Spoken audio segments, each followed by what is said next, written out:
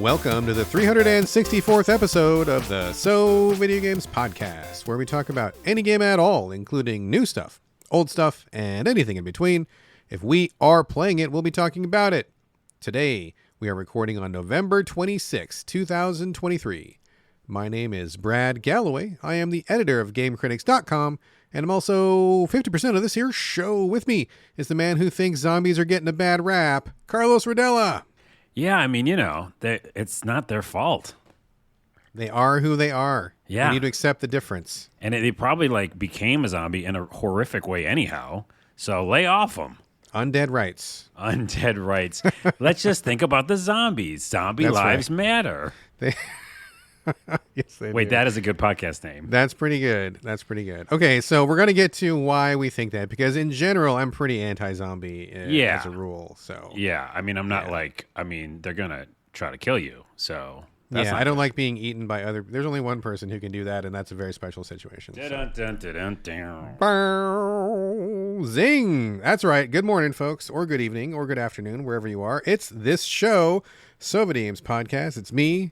It's Carlos. We got a bunch of stuff to talk about. Carlos, how you doing, sir? I'm okay. Recording early, finally. We're not doing an evening cast. Yeah, we were doing afternoon for a while. We were doing evening, kind of switching it up. And now we're back to morning, so we'll see how this energy goes. Yeah, I got energy. You got energy? I got some energy. I'm full of caffeine. I have my coffee early in the day, so I feel like I'm kind of flying high at the moment. But we'll see how long that lasts. If I start to fade at any point, just call my wife and have her bring me down another cup.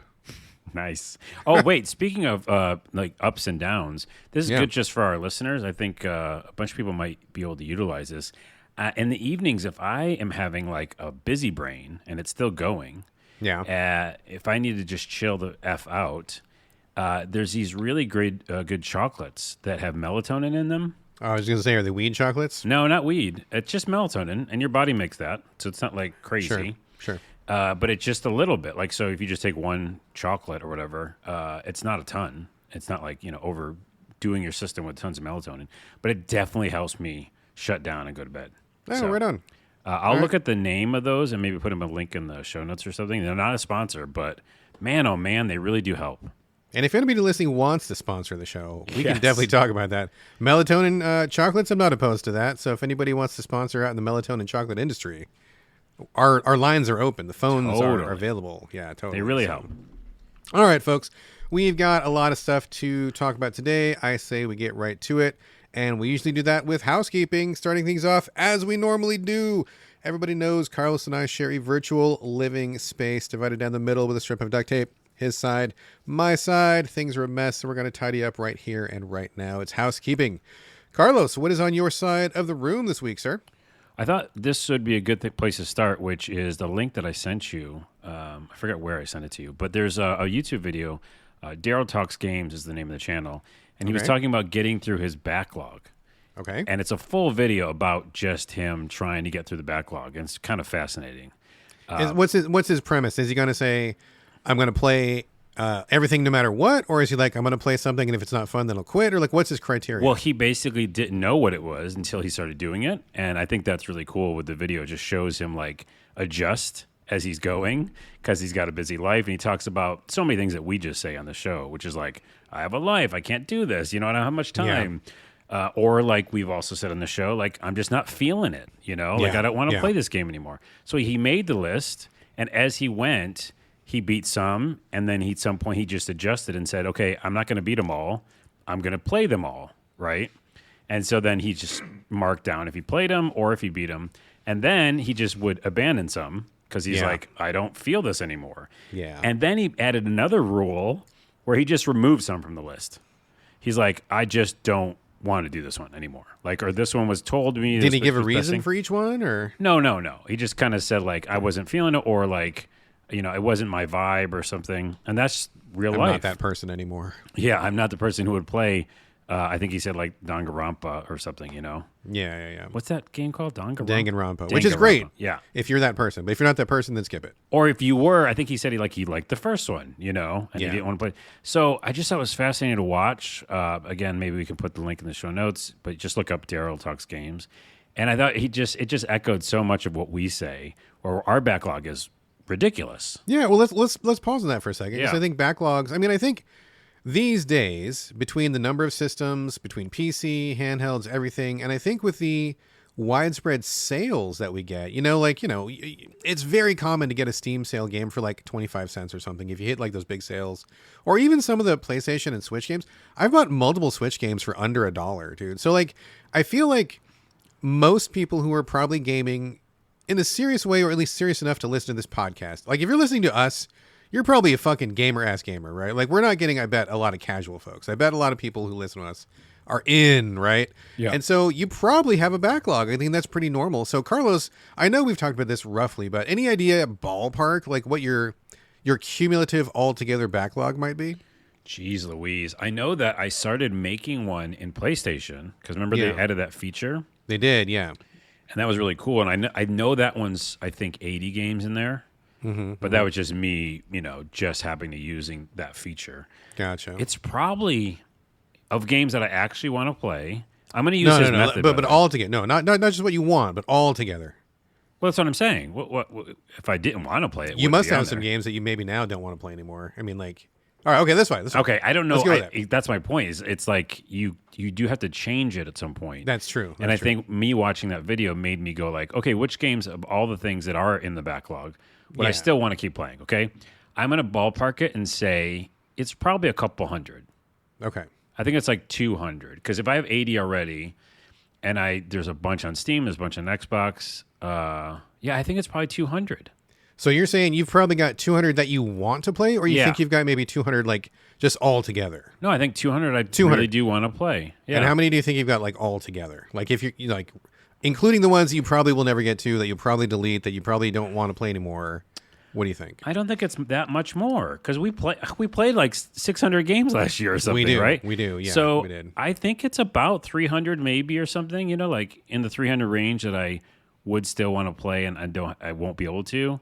Gotcha. I don't know. I might actually make it. What was that website that we used and we talked about on the show? Backlogged.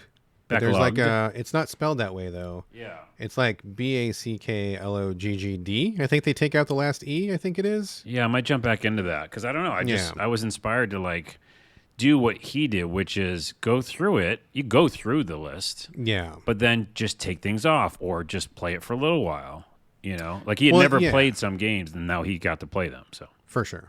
Well, it's interesting you bring that up, because I actually started going through my Switch backlog a couple nights ago, because we review tons of stuff for the show, and I get lots of codes, but the codes are starting finally to taper off for Q4. There's still going to be a few more, but I think we're through the worst of it, and so I didn't have anything immediately to play on the Switch, and I'm still working my way through Backpack Hero, but like that's a fucking long ass game. That's gonna be like, I'll be chipping away at that for like months. Like it's not something you can just barrel through and beat.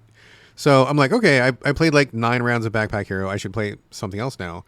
And I'm like, okay, nothing for the show. So I'm open. I can look in my Switch backlog, and I started going through my Switch backlog, and there was like a lot. I'm like, oh, I want to play that. And, oh yeah, I remember buying that. I want to play that. Like I had a lot of good stuff.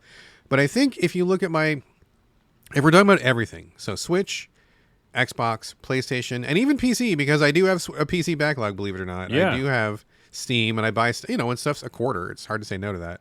So I think altogether, everything, and we're talking the raw list, I'm probably north of 1,500 titles, dude. It's pretty crazy. 1,500. At least 1,500. Probably closer to 2,000. It's almost like that's why both of us should do this. Now that you said that, okay, maybe mine's like 500. I bet yours is bigger than you think it is. Okay, If you count maybe everything. Yeah. But like the point is, and before we like leave this, what's it called, mortal coil, we should figure this out. I'm really focused on this now. Well, yeah, I mean, that's exactly it, right? Because I started looking through these, and at some point in a gamer's life, probably sooner for us than other people, you just got to realize, you just have to admit, you're not going to live long enough to play and finish every game in your backlog. That's just not reality. Right, yeah, especially finish, you know what I mean? Yeah, especially finish, right? And so I started going through, and what I'm using Backlog for, which is, I think, is a great site, the only thing I'm putting on Backlog is stuff that I'm like, this is the good shit to me, and I definitely want to come back, and I probably want to finish all these. So like on my Backlog, it's like 40 games, right? Oh, okay. So those are just the ones where I'm like, no, I really want to play Card Shark. I love that one. I had to put it down. I really want to come back to it. I really want to play. What's that one really depressing game that was like in? Oh gosh, I can't remember what it was. But it's like you're like a plague doctor or something, and it's like really depressing. Everybody dies, and it was a really difficult RPG. I'm like, oh, I want to play that one too. There's a few where I'm like, I gotta play these ones. I really want to play these ones.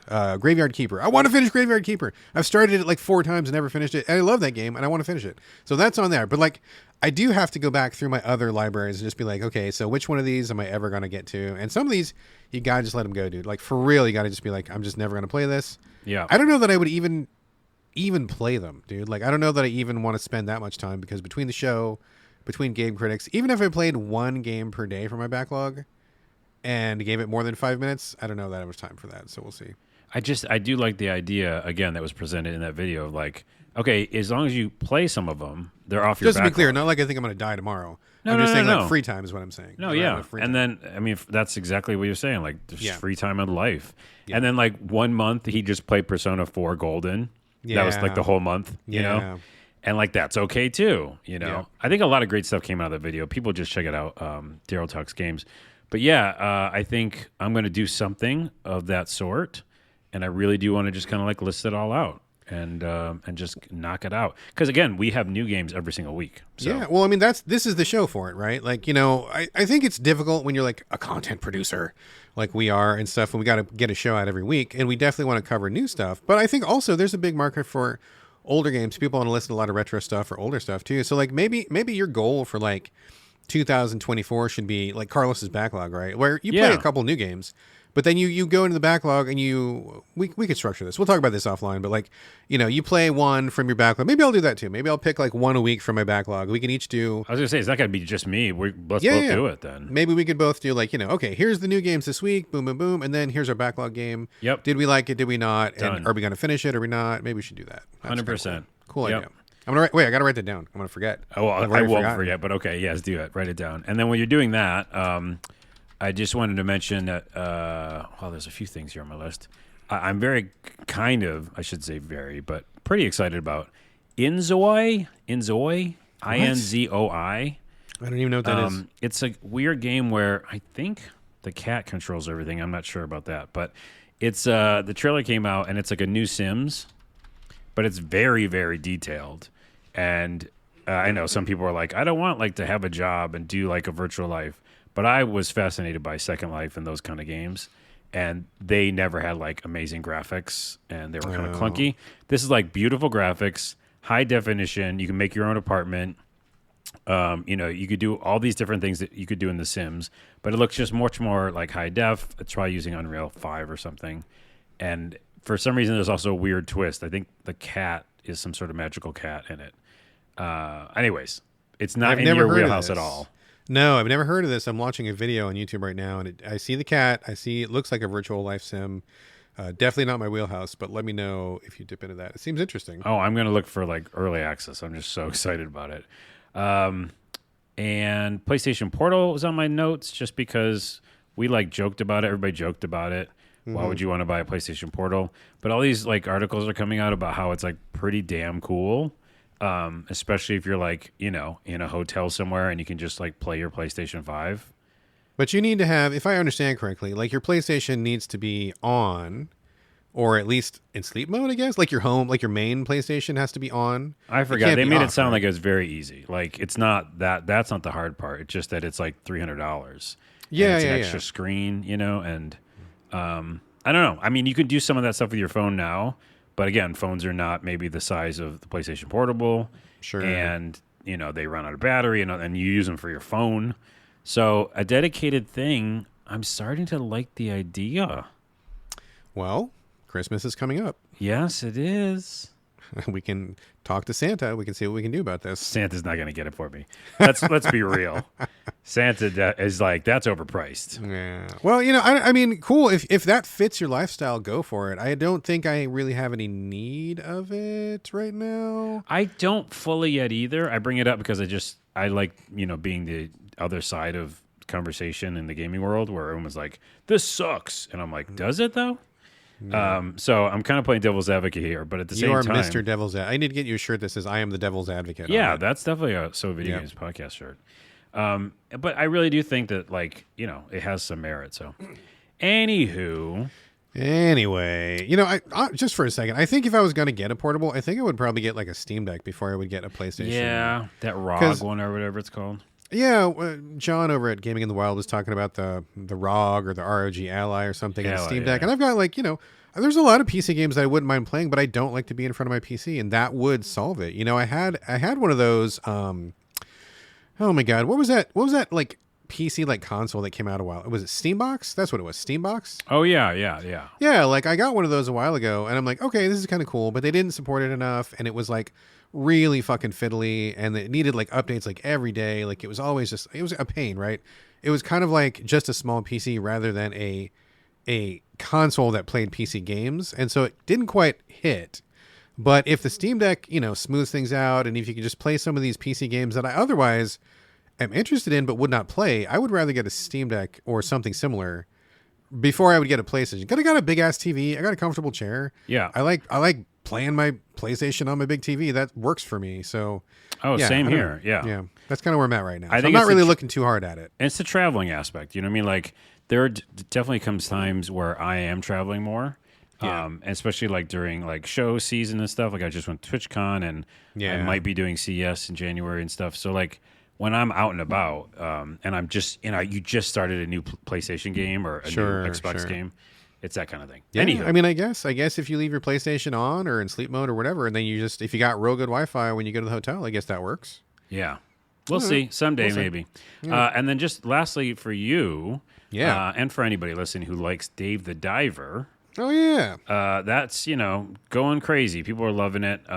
So you were right in your assessment. There's no right and wrong, but that's a solid game. There is right and I am right, but that was a solid game, yeah. Well, here's what's weird and interesting and intriguing. The same developer, they're called Mint Rocket, is making a game called Nakwan Last Paradise. Yeah, I know this one. Okay, and it's one of those games that I just definitely look for, which is like the day before that's coming out soon, and like the PvP VE kind of games. Yes, exactly. And like open world, like kind of like the Division, but with zombies, right? And like Scavengers that never released that I was on, which was great. Which was a great game. Which is such a fucking good game. Anyways, still sad about that. I am still sad about that too. But this is a PvP VE, and that's hard to come by, and it's zombies, and I'm very interested in what a different type of game.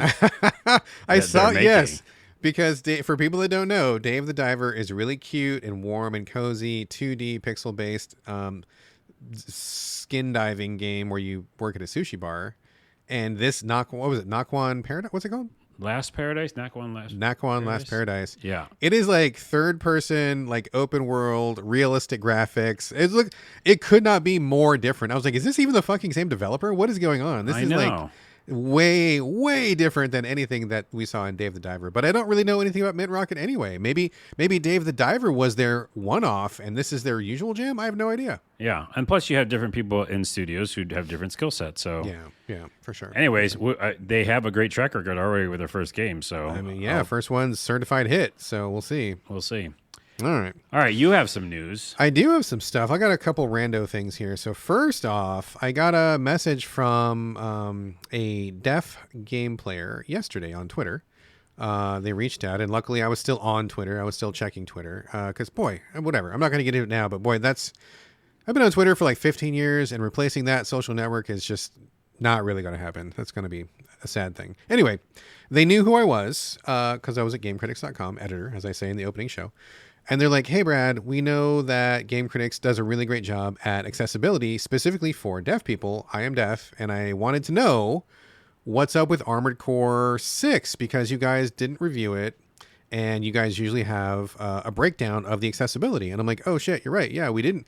We talked about it on the show, but we didn't do an official write-up because they only sent one code, and I chose to use that for the show. And so I'm like, oh, okay, cool. Well, no problem. I'll download it and play it literally right now, and I'll tell you right now. It just so happened that I had it, I had the code still, so I jumped on, downloaded it, played it through, hit him back, gave him the full report, and he was like over the moon. He's like, oh my god, thanks so much, I was going to buy this and I was waiting to hear, because you guys are the only people that really talk about it, and I appreciate that. And I'm like, cool, so yeah, please, I'm happy to help.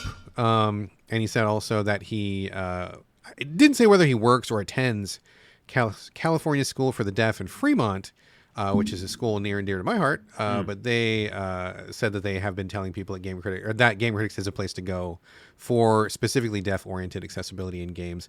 Not just subtitles, but also captions, which is ambient sounds in the environment. Yeah. Like when someone, car crashes, it'll say car crash or something in the background, so you know what happened.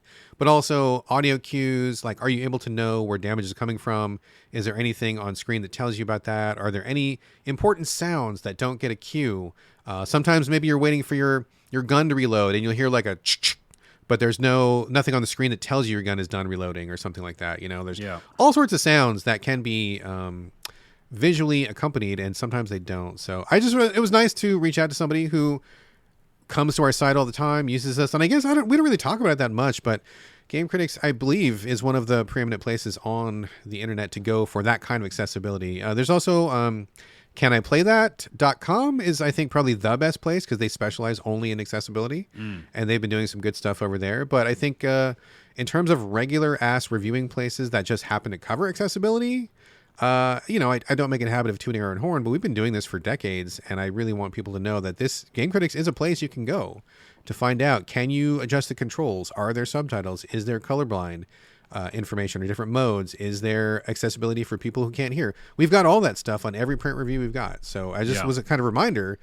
And I know people out there use it for that, but like, it's just a reminder that people really do come to our site just for that stuff, and it's really important. So cool. Anyway, heads up, if you need those accessibility tips, or somebody that might, please send them over to gamecritics.com because we've got you covered. Yeah, just keep that in your bookmark and just use that as a Game Critics search when you want to look for the accessibility stuff. I know because every time, we do a game and I'm doing an official score, you're like, Carlos, get all the stuff, get all the accessibility stuff. Yep. Take screenshots. And I'm like, oh my goodness. And that's also when I learned about the different accessibility features that I even know that existed in some games. It kind of gets you to research them yourself to dig in, right? Because remember Saints Row? It had captions for just people talking on the street, like NPCs. Oh, the ambient captions. Yeah, and I actually learned more because I wasn't listening to them. Some of that stuff really benefits everybody. Yeah, It's like studies often say that the majority of people do leave subtitles on when they're watching TV, even if they don't have any kind of hearing issues, just because they can catch more. They'll clarify the words, sometimes noisy background, kids are talking, whatever. Yeah. So most people leave subtitles on, and that helps. So accessibility stuff can benefit everyone, not just people who have the disabilities. So. Yes. All right. So there was that. I think probably the biggest news, I have two more things to talk about.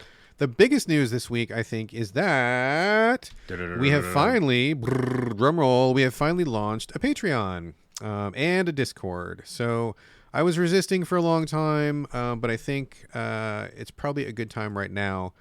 So everything's live. The Discord is there. The Patreon is there. Why did we do this? Well, I've mentioned a couple times the costs of the show keep rising, and this is all coming out of our pockets. Like all the equipment, microphones, computers, all the stuff, and then the hosting and the archiving of the shows and everything. And, all the places that we host, like, what is it? Spotify and SoundCloud and all the other stuff that we use to get the show up. I mean, those costs never come back down. They just go up and up and up. And especially like the website hosting has gone up and up and up. And I'm like, man, okay, whatever. So I'm happy to pay for this stuff out of my pocket. But, I'm not a rich dude. I'm just like a guy. And so if people listening to the show would like to support the show. Now, let me be clear. The show's not going away. The show is not in danger. Okay. So like if nobody chips into the Patreon, it's not like the show's going to die. Like I'll keep doing this as long as I can afford it. And if I have to work another extra gig to pay for the show, then I will. But over the years, we've had many people who say, hey, we really love the show. I would love to chip in. Do you have some place I can donate? And the answer has always been no until now. So if you want to donate, great. I would love to have $1 or $5 or whatever and chip in. And if you want to help out the show, that's great.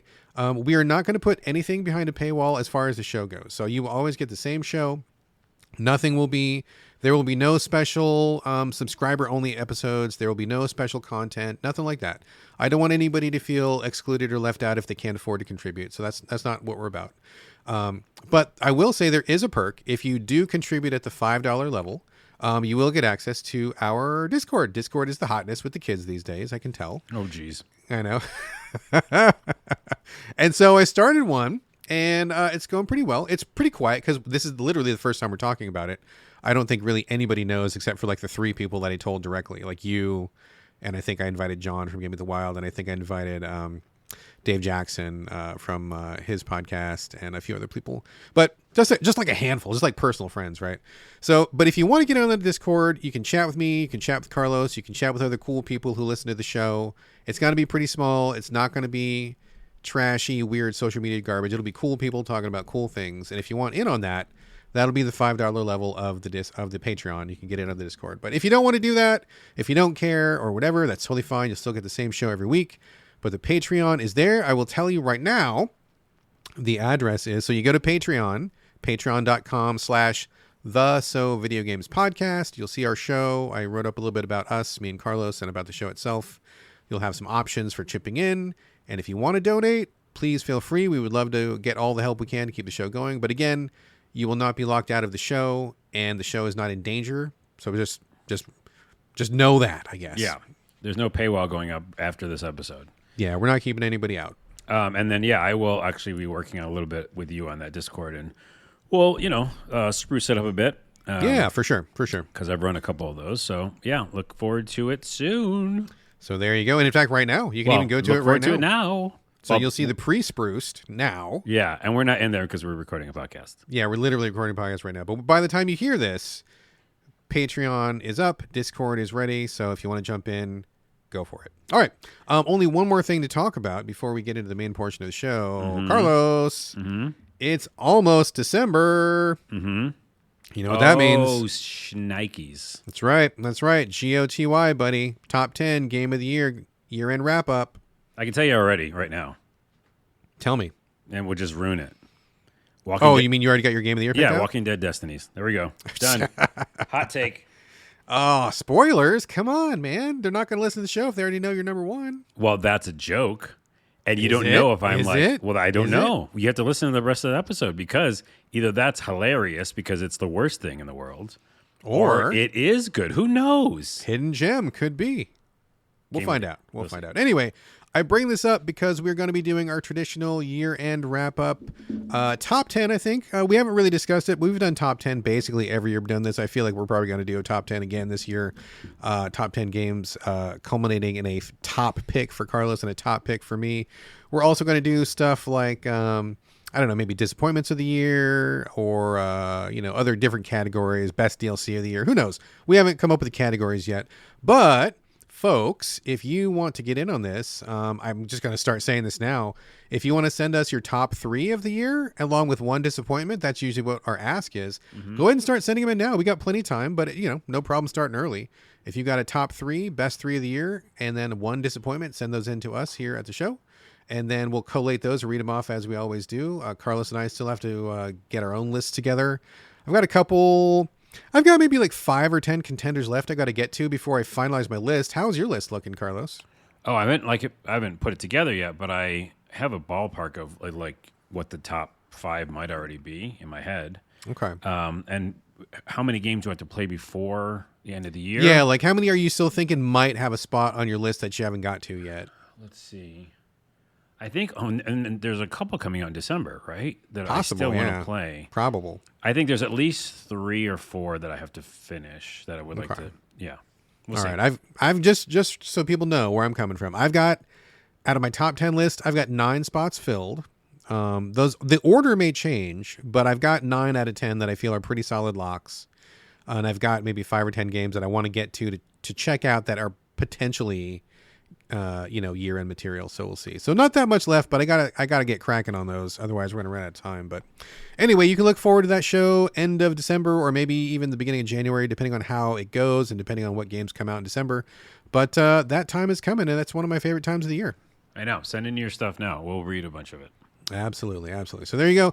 And that is it for housekeeping. I've got nothing else. Carlos, anything else? No, that'll do it. All right. That's going to do it. Let's get on to the main portion of the show. We got a lot to cover today. Carlos, I'm going to change it up. I'm going to start things off with my own first pick, if that's all right with you. It is, but I just forgot one piece of housekeeping. Okay, go ahead. We were leaving the house, and this we hadn't got completely out the door. Go ahead. I kicked it. I kicked the box, and the box was I beat Spider-Man 2. Oh, you did? Okay, Yeah. tell us about it. It's okay. It's fine. It's a Spider-Man game. It's a Spider-Man game. If you like Spider-Man games, that's what it is. You can collect more stuff. I didn't collect anything at some point. I just stopped collecting anything and just played the campaign. Yeah. Turned things down to easy too, because I was like, I don't want to just have bullet spongy enemies. I just want to beat this game. Yeah. And at times it's interesting. At times it's like, I think I was telling you this off podcast. It's a little preachy at times when it comes to just, it's like in general. Okay, here's the best way I can say it, why I mean preachy. Okay. It's so positive, which is great because the world is positive. And then I guess it gets really dark too. Never mind. Maybe it isn't preachy. Because it gets super sad too. Maybe melodramatic is the word I want. It could be. Lots of highs, lots of lows. That could be melodramatic. That's exactly what it is. And it's like, it just doesn't feel real to me in that way, The other thing that I really, really dislike is that everything explodes. It's like any other huge movie, or like Uncharted. It's got that thing in it, which is okay, here the bad guys have showed up. Okay, wait, the thing that we just built is all gone. Like the whole building blew up. Yeah. Not even just we killed the bad guys or beat up the bad guys. No, everything's ruined. Every structure is made of nitroglycerin. And it just explodes. And then there was a, Coney Island or Ferris wheels and stuff like that. Gone. Destroyed.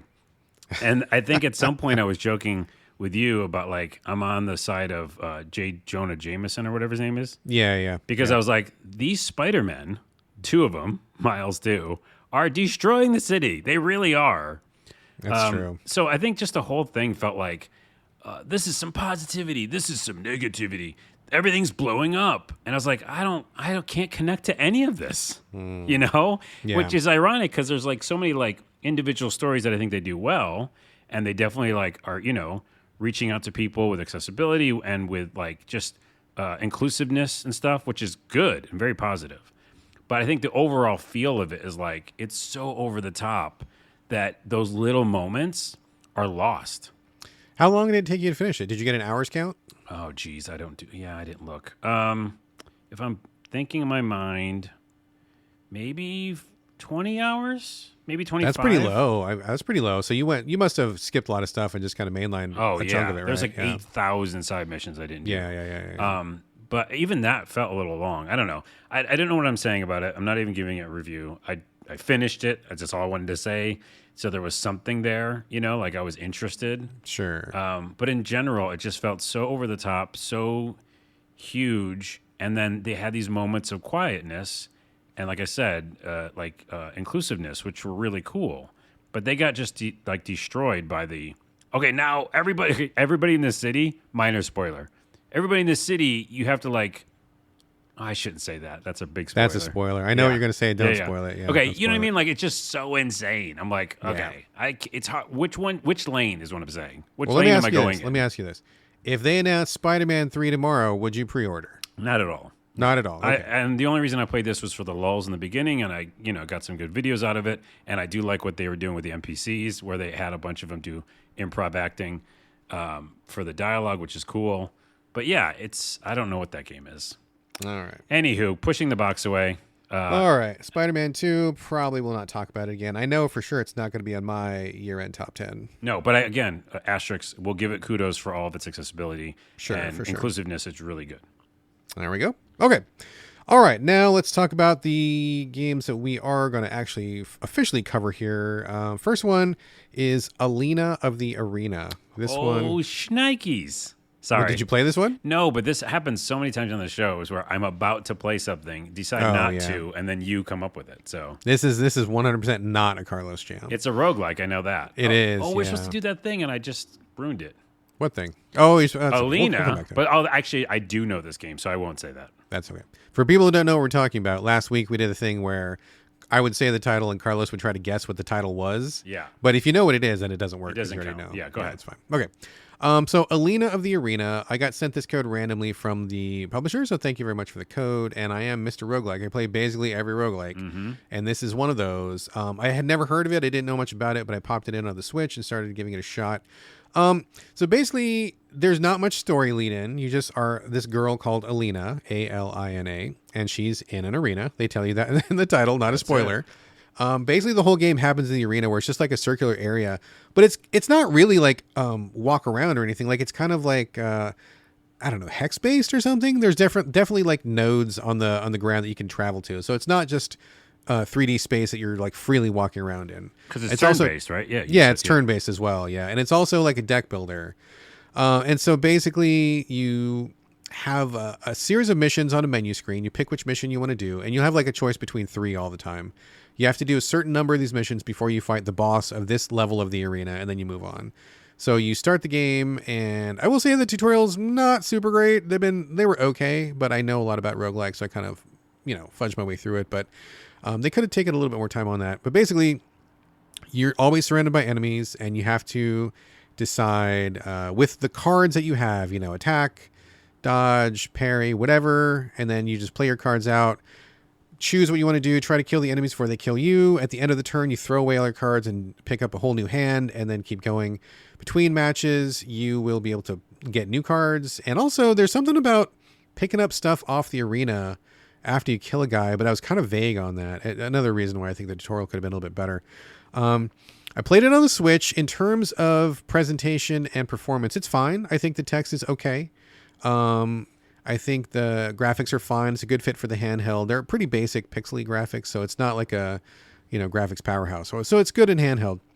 I think overall, it's basically what I expected it to be, with a couple of little fiddly bits that kind of made it less fun than I was hoping it would be.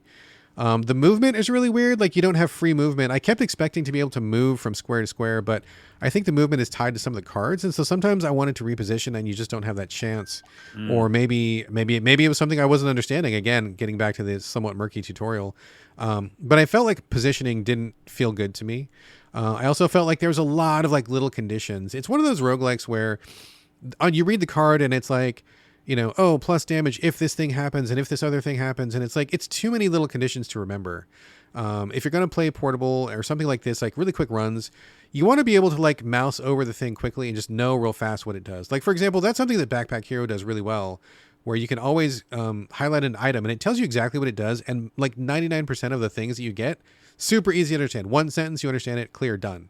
I think simplicity is really the key to a good roguelike. And this one just gets a little bit too fiddly, a little bit too many things to remember, and it just didn't flow for me. I kept feeling like I was always hung up on something, and it just wasn't popping.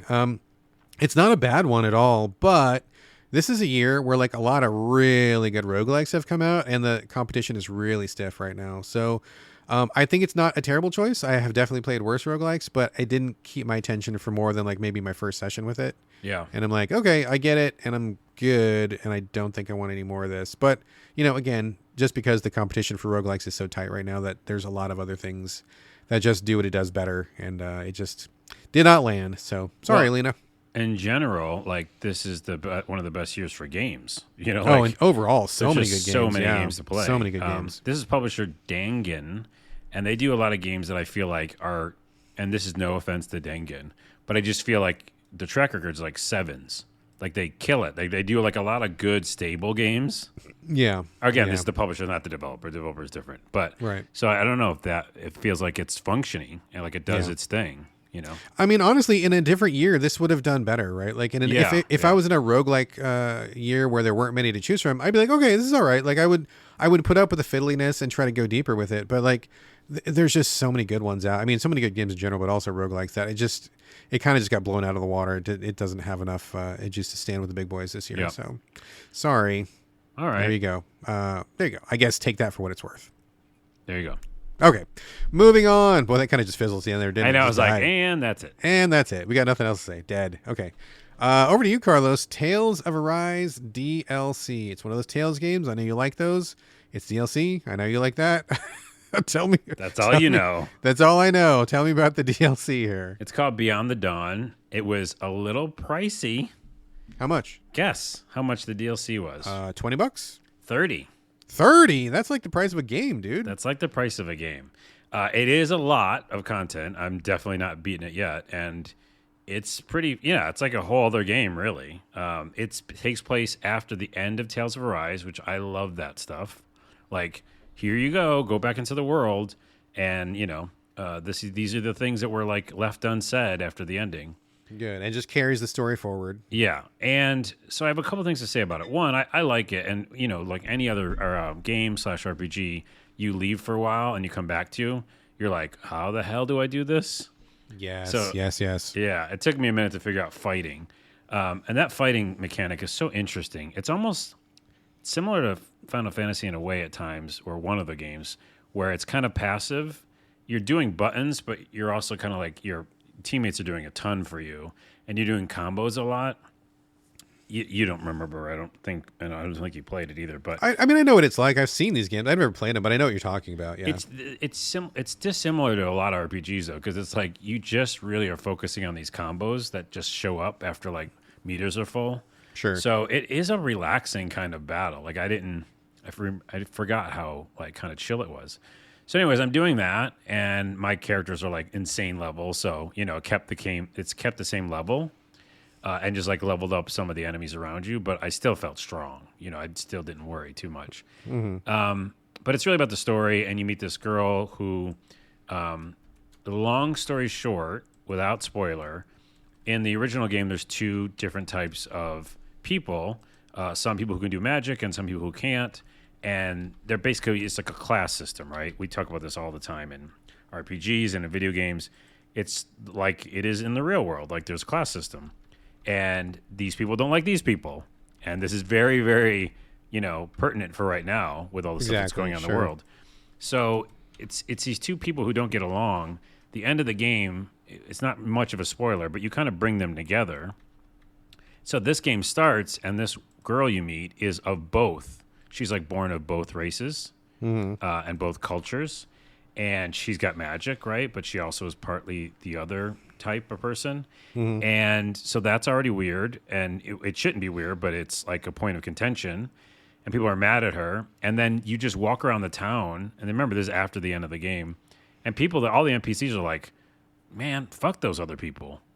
And they're like, we should just fight them again. And I'm like, oh my goodness, it's like real life. Just calm down. We're all fine. We're all humans. A little bit too real there. It is. Well, it's just, that's the whole game. Like, that's the game. Like, it's like, hey, you think you beat the game, but these two warring factions of people still don't like each other. Gotcha. And you did not bring peace to the land. No, you did not. I mean, it's a fictitious peace. It's like a facade. So that's kind of like the whole thing, and it's pretty heavy, which, of course, has me very interested, too. And, yeah, and then it's just kind of the more of the same when it comes to combat. So I think it's a thumbs up for me. It's just pretty intense because it really does, like, not lay off on how we should really come together as people. Yeah. And weirdly enough, I guess maybe at times it is that preachy thing. Again, like I said with Spider-Man, like, I don't want... good place for it. Yeah, I just don't want people... Like, when you're making these games, like, if you go too far into the message, then it gets too loud and the person, like, shuts off. You know what I mean? Well, I mean, I totally get what you're saying. And I think it's really about how well the writing is. Because you can go real deep into a message, but it's about how do you present it, right? Like, do you just bang on, like, the most surface level interpretation of it? Or do you, like...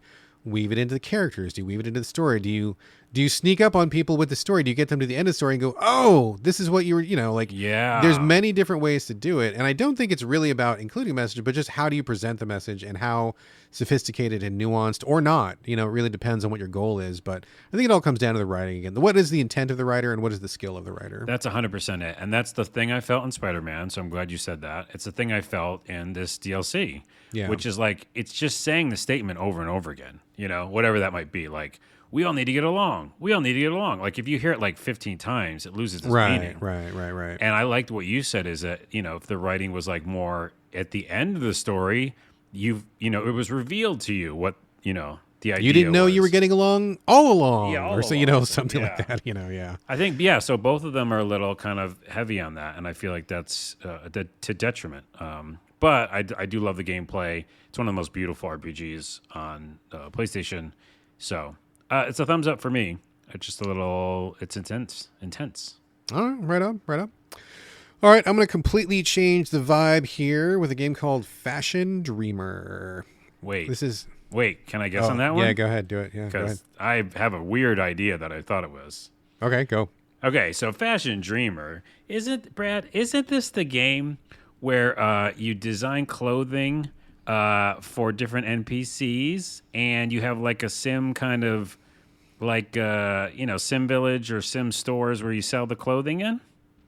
I mean, yeah, that's pretty close. That's pretty Really? close, dude. Yeah, that's pretty close. You played this game? I did, yeah, I did. Okay. I'll tell you why. It's because the publisher sent it to me out of nowhere. Okay. And this was on one of those nights when I didn't have anything to play on the Switch. I'm like, okay, well, I've got this code sitting here, and I am an open-minded fellow. I'd like to think so. And I'm like, all right, let's give Fashion Dreamer a shot. Maybe I will be surprised, and we'll see what happens. Okay, here. let's see. So, yeah, it's an interesting, definitely not my jam, not something that I would have gone for, out of the blue, but since I had nothing else to do, you start off the game picking out your avatar, male or female, and you get to go into this virtual world. It's interesting, the presentation, because you seem to be in some kind of a VR world, and there's a lot of likes and followers, and there's a fake Instagram account thing, but it's all wrapped up in the whole experience. You're kind of piloting this avatar through this virtual world to talk about fashion and look at fashion. And you really want to a lot of the milestones are get 10,000 followers, get 15,000 followers, or get 150 likes on this outfit or something. And so you kind of walk around to these other avatars in it's basically a 2D game, even though there is a 2.5D element to it where you can sometimes walk into and out of the screen. But you're kind of just walking around talking to people. If you like somebody's outfit, you can you like their outfit, and then you get all the clothes that they're wearing. You don't rip them off. You just get a copy of them in your clothing library. And then you'll meet people who are like, oh my God, I want something that's summery with sandals, but I also want it to be kind of blue. And what do you got? And then you got to look through your catalog of what you have and then hook them up with something. And if they like it, they're like, oh my God, I love it. And they give you a bunch of likes. And then they post on their Instagram and you get more likes from that. So it's kind of this interesting kind of blending of your traditional fashion designing game, but also with current sensibility of social media that we all are kind of immersed in right now. Yeah, and there's a few games that do that, and we don't really play them much on this show. Yeah. But it's the virtual social world where it's like the real one. Yeah, exactly. It's all pretty simplified, though. It's pretty straightforward, and I bet anybody who's on social media right now will have no problem understanding what's going on. There are more features that get unlocked as you go. Eventually, you get the choice to make your own clothes where you can take a pattern that somebody already has, but then change the fabric and change the color, and you can change a few more things. So at first you're just mixing and matching pre-established pieces, but then later on you're oh, I really like these leggings, but I want them in black, or I really like that jacket, but I want it to have spots or something or whatever. And then there's little, selfie stations and all sorts of other stuff you can do. I think, not my jam, but I was okay, this is kind of cool. It's actually pretty feature rich, more feature rich than I was expecting, to be honest with you. I was actually surprised at how much it had to offer. And the only thing that I thought was really weird and unfortunate about it was the 2.5D presentation, where it looks almost like you're just doing a side-scrolling, walking back and forth, but then every once in a while you'll have a go into or go out of the screen, which is kind of confusing. And there's no map, or at least there was no map that I found. And there's arrows that go, when they want you to do a specific objective, it'll be oh, it's time for a selfie. An arrow will show up on the screen and point you towards the selfie station, which is fine. But I kind of would like a map and just have more ability to kind of walk around on my own and just to know where things were. I got kind of confused because I could never remember, oh, was it in? Was it left to where I'm at? I don't remember. This all kind of looks the same. Have I been here before? So I think the way that they present the map is not great, and I would like a little more clarity on that. But other than that, I mean, despite the fact that this is not really my kind of game, I thought it was pretty cool. I was making some outfits, and people get happy when you give them something, and the ability to change colors and make stuff is cool. I like fashion just like anybody. It's not my jam, but I'll do fashion souls. I'll mix and match armor all day long when in a Dark Souls or something. Oh yeah, that's for sure. True. That's true. That's a thing, dude. That's a whole thing. So I like customizing avatars and all that. I think this goes probably further than I would need generally, but I think it's pretty cool. And if you're into a fashion game, it's got a lot to it. I feel like it's pretty deep and rich, but not my jam. And I think the map sucks. But other than that, pretty cool. I thought it was all right. Well, I'm just blown away that I just got to hear an episode of Brad saying the selfie station. The selfie station. That's right. I didn't think that would ever be said in this podcast. Well, by you. Check it off your bucket list. Check it off buddy. bucket list. Selfie station. Yep. All right. So there you go. That is Fashion Dreamer. Carlos, over to you for a game that I never thought we would ever talk about again, because we have talked about it once. Jet Moto. This is a game from like 20 years ago, 25 years ago. Yeah. PS1 game, and was it even? It might have even been a launch game, but if not launched, pretty near launch. Yeah. On the PS1, and you're like, I'm playing Jet Moto. I'm like, what? What the fuck are you talking about? Tell us about Jet Moto, Carlos. Yeah, I made a video for my channel, Glitch to the Ground. Follow it. And no one cared. They're like, yeah, we don't care about this old game that we can't even make out the graphics of. So no, it's pretty rough on the eyes, you got to admit. It is. That's why I wanted to play it. And the main reason is with my PlayStation subscription, which is, of course, I am not a defender of what they're doing because it's ridiculous.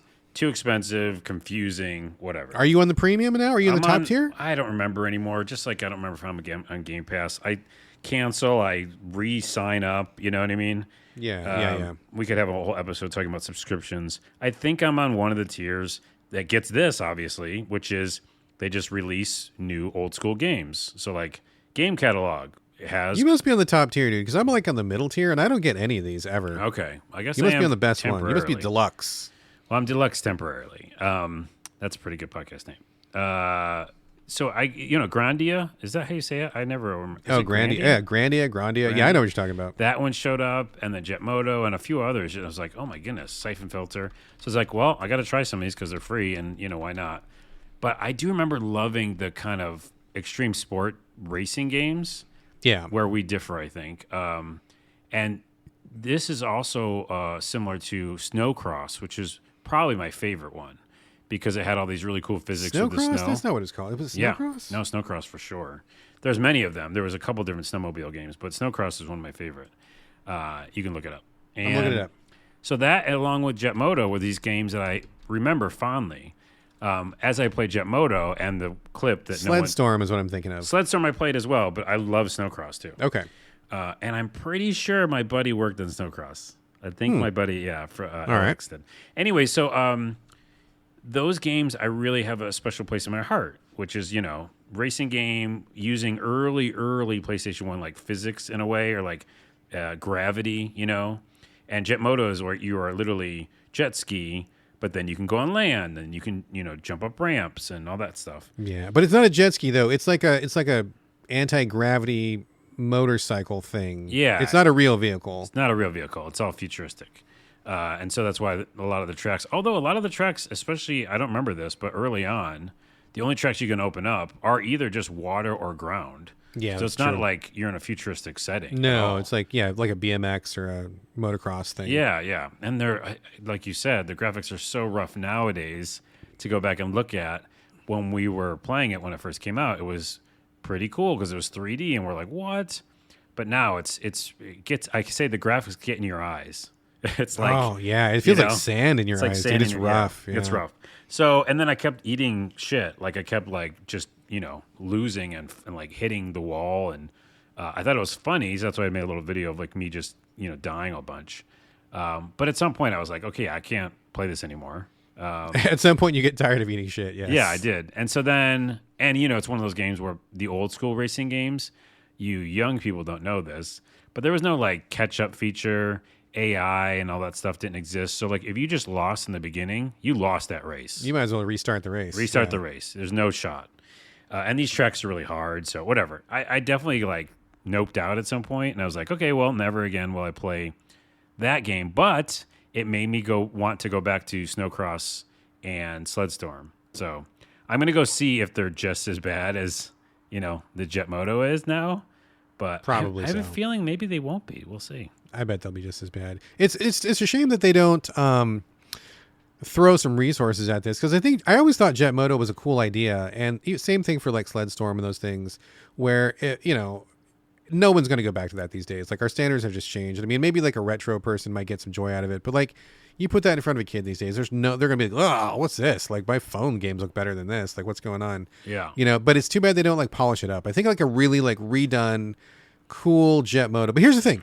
Redo Jet Moto, make it look good, make it fun, give it some, weapons or whatever, make it cool, but don't expect it to be a $50 million AAA blockbuster, right? Like make it like a good C+ tier, B- tier game and shoot for that. And I bet there's a lot of fun to be had there. Yeah, they could literally just redone the textures. Yeah, just the textures. I could have seen it better. Make it not stab you in the eyeballs. Yeah. Anyways, I just bring it to the show because it's interesting, and PlayStation does do one thing, which is throw a bunch of old games right back out and say, hey, if you want to play this, you can. You don't need the disc or whatever. Yeah. So other than that, that's all I have to say about that. But I'm going to go back and try the older snowmobiling games. I look forward to your report. Okay. All right. Let me talk for a minute about Howl. This was a game that was featured on the most recent Nintendo Indie Direct, which we didn't talk about, or Indie Showcase. Did you watch it? No, and there's so many directs and so many showcases. I know. I didn't even know that it even happened.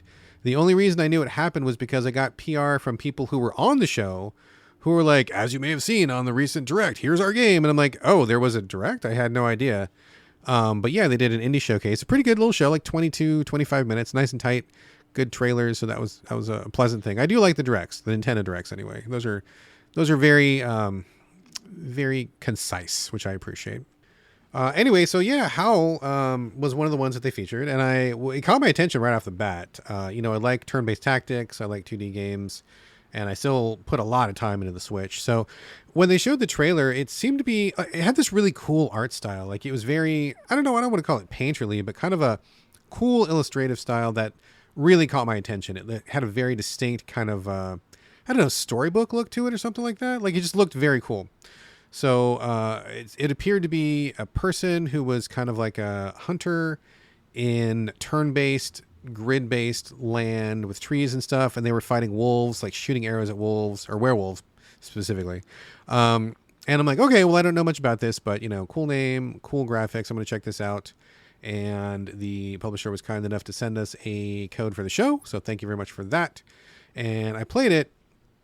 And I got to say, man, I bounced off this one like almost immediately. It's really unfortunate. Oh. Looks so cool in the trailer, but when I actually started playing, it did not mesh with me at all. Again, this is another case where the tutorial just does not explain anywhere nearly enough.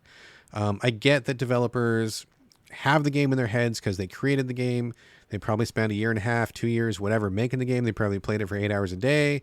I get that, but you really got to remember, I'm not you. And there's a lot of things that go unsaid in this game that I'm like, what is going on? Why? How do I do this? How do I even attack? What do these buttons do? I don't understand.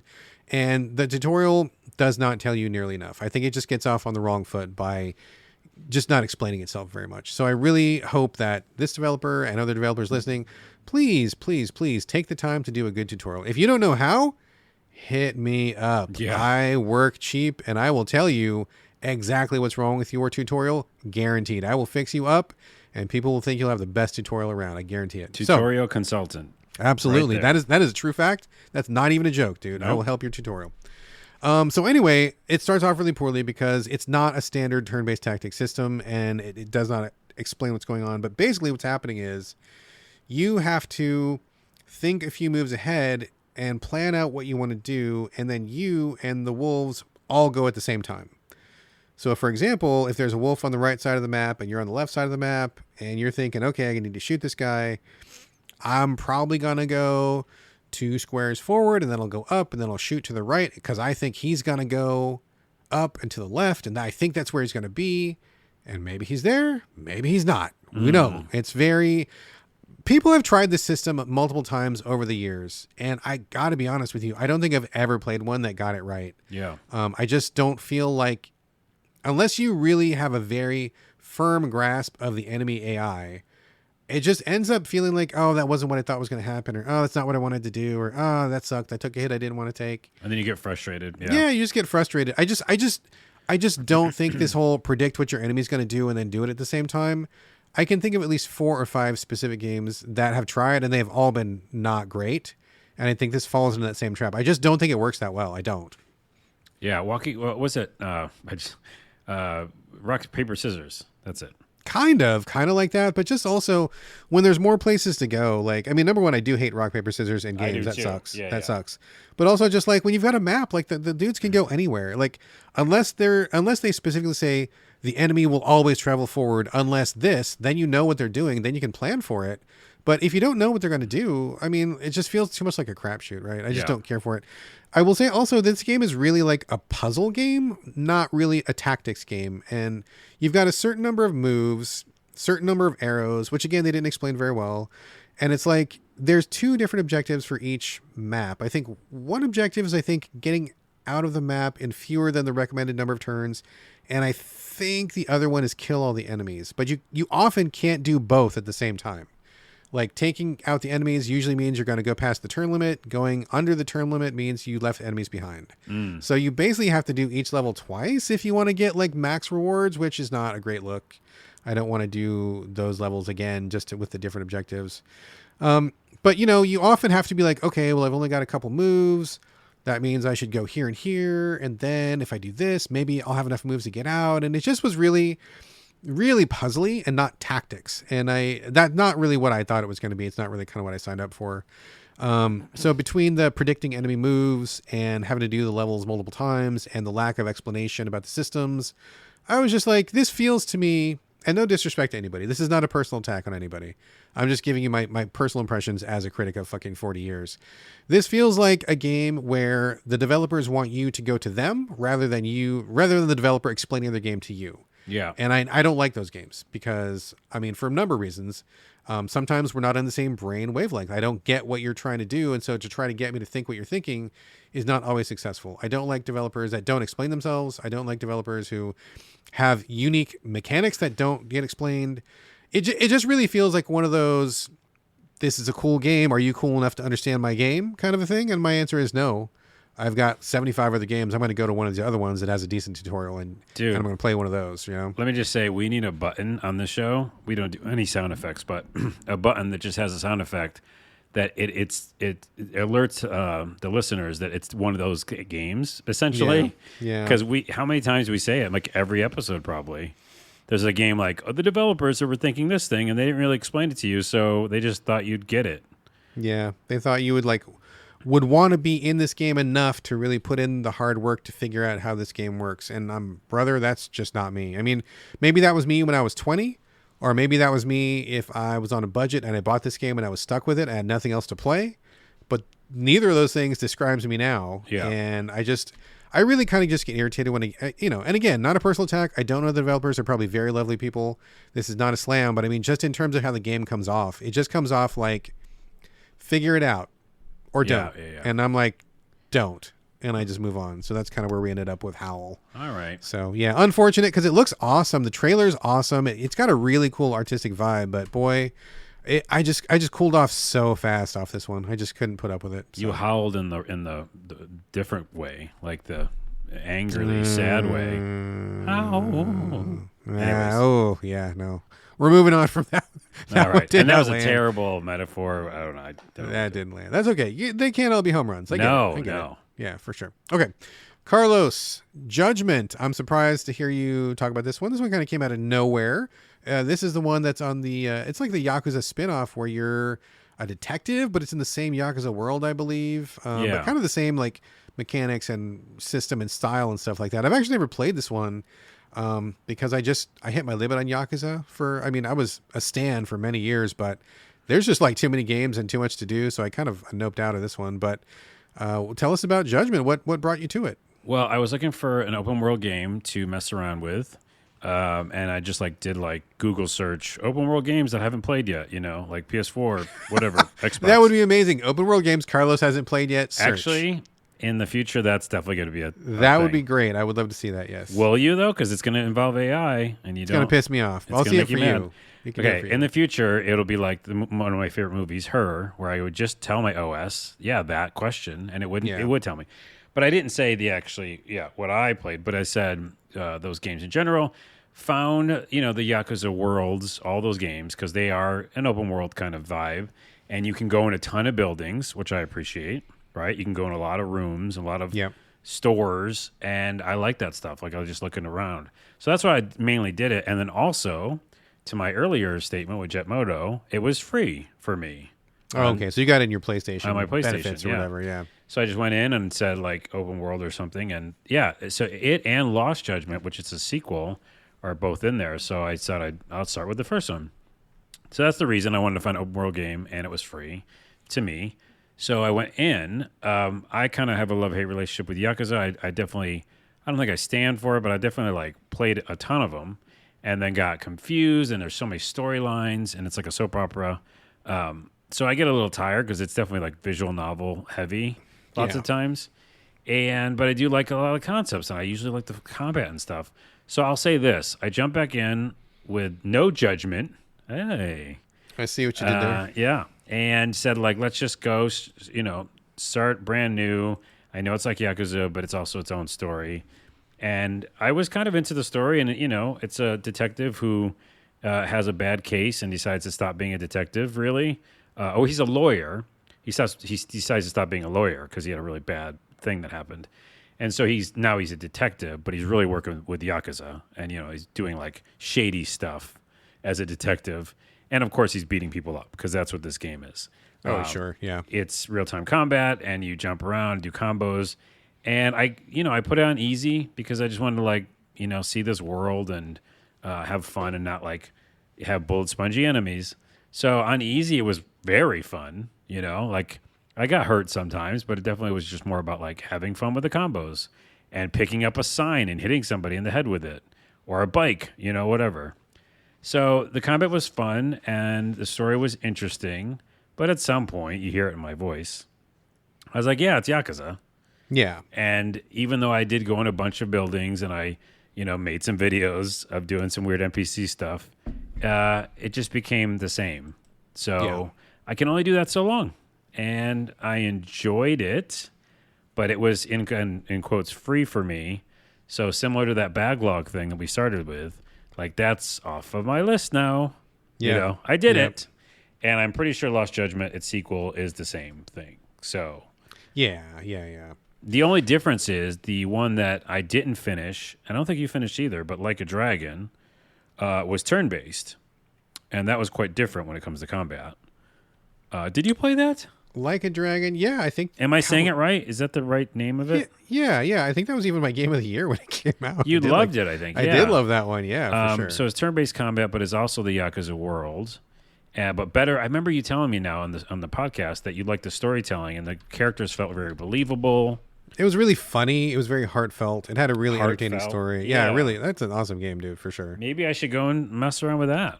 I bet you would like it because it takes the Yakuza series in a different direction. Number one, I think the turn-based battles are really cool and fun. And if you get tired of the bashing beat 'em up, which I kind of did, it feels very different. But also just the story. You don't have to know anything about Yakuza at all.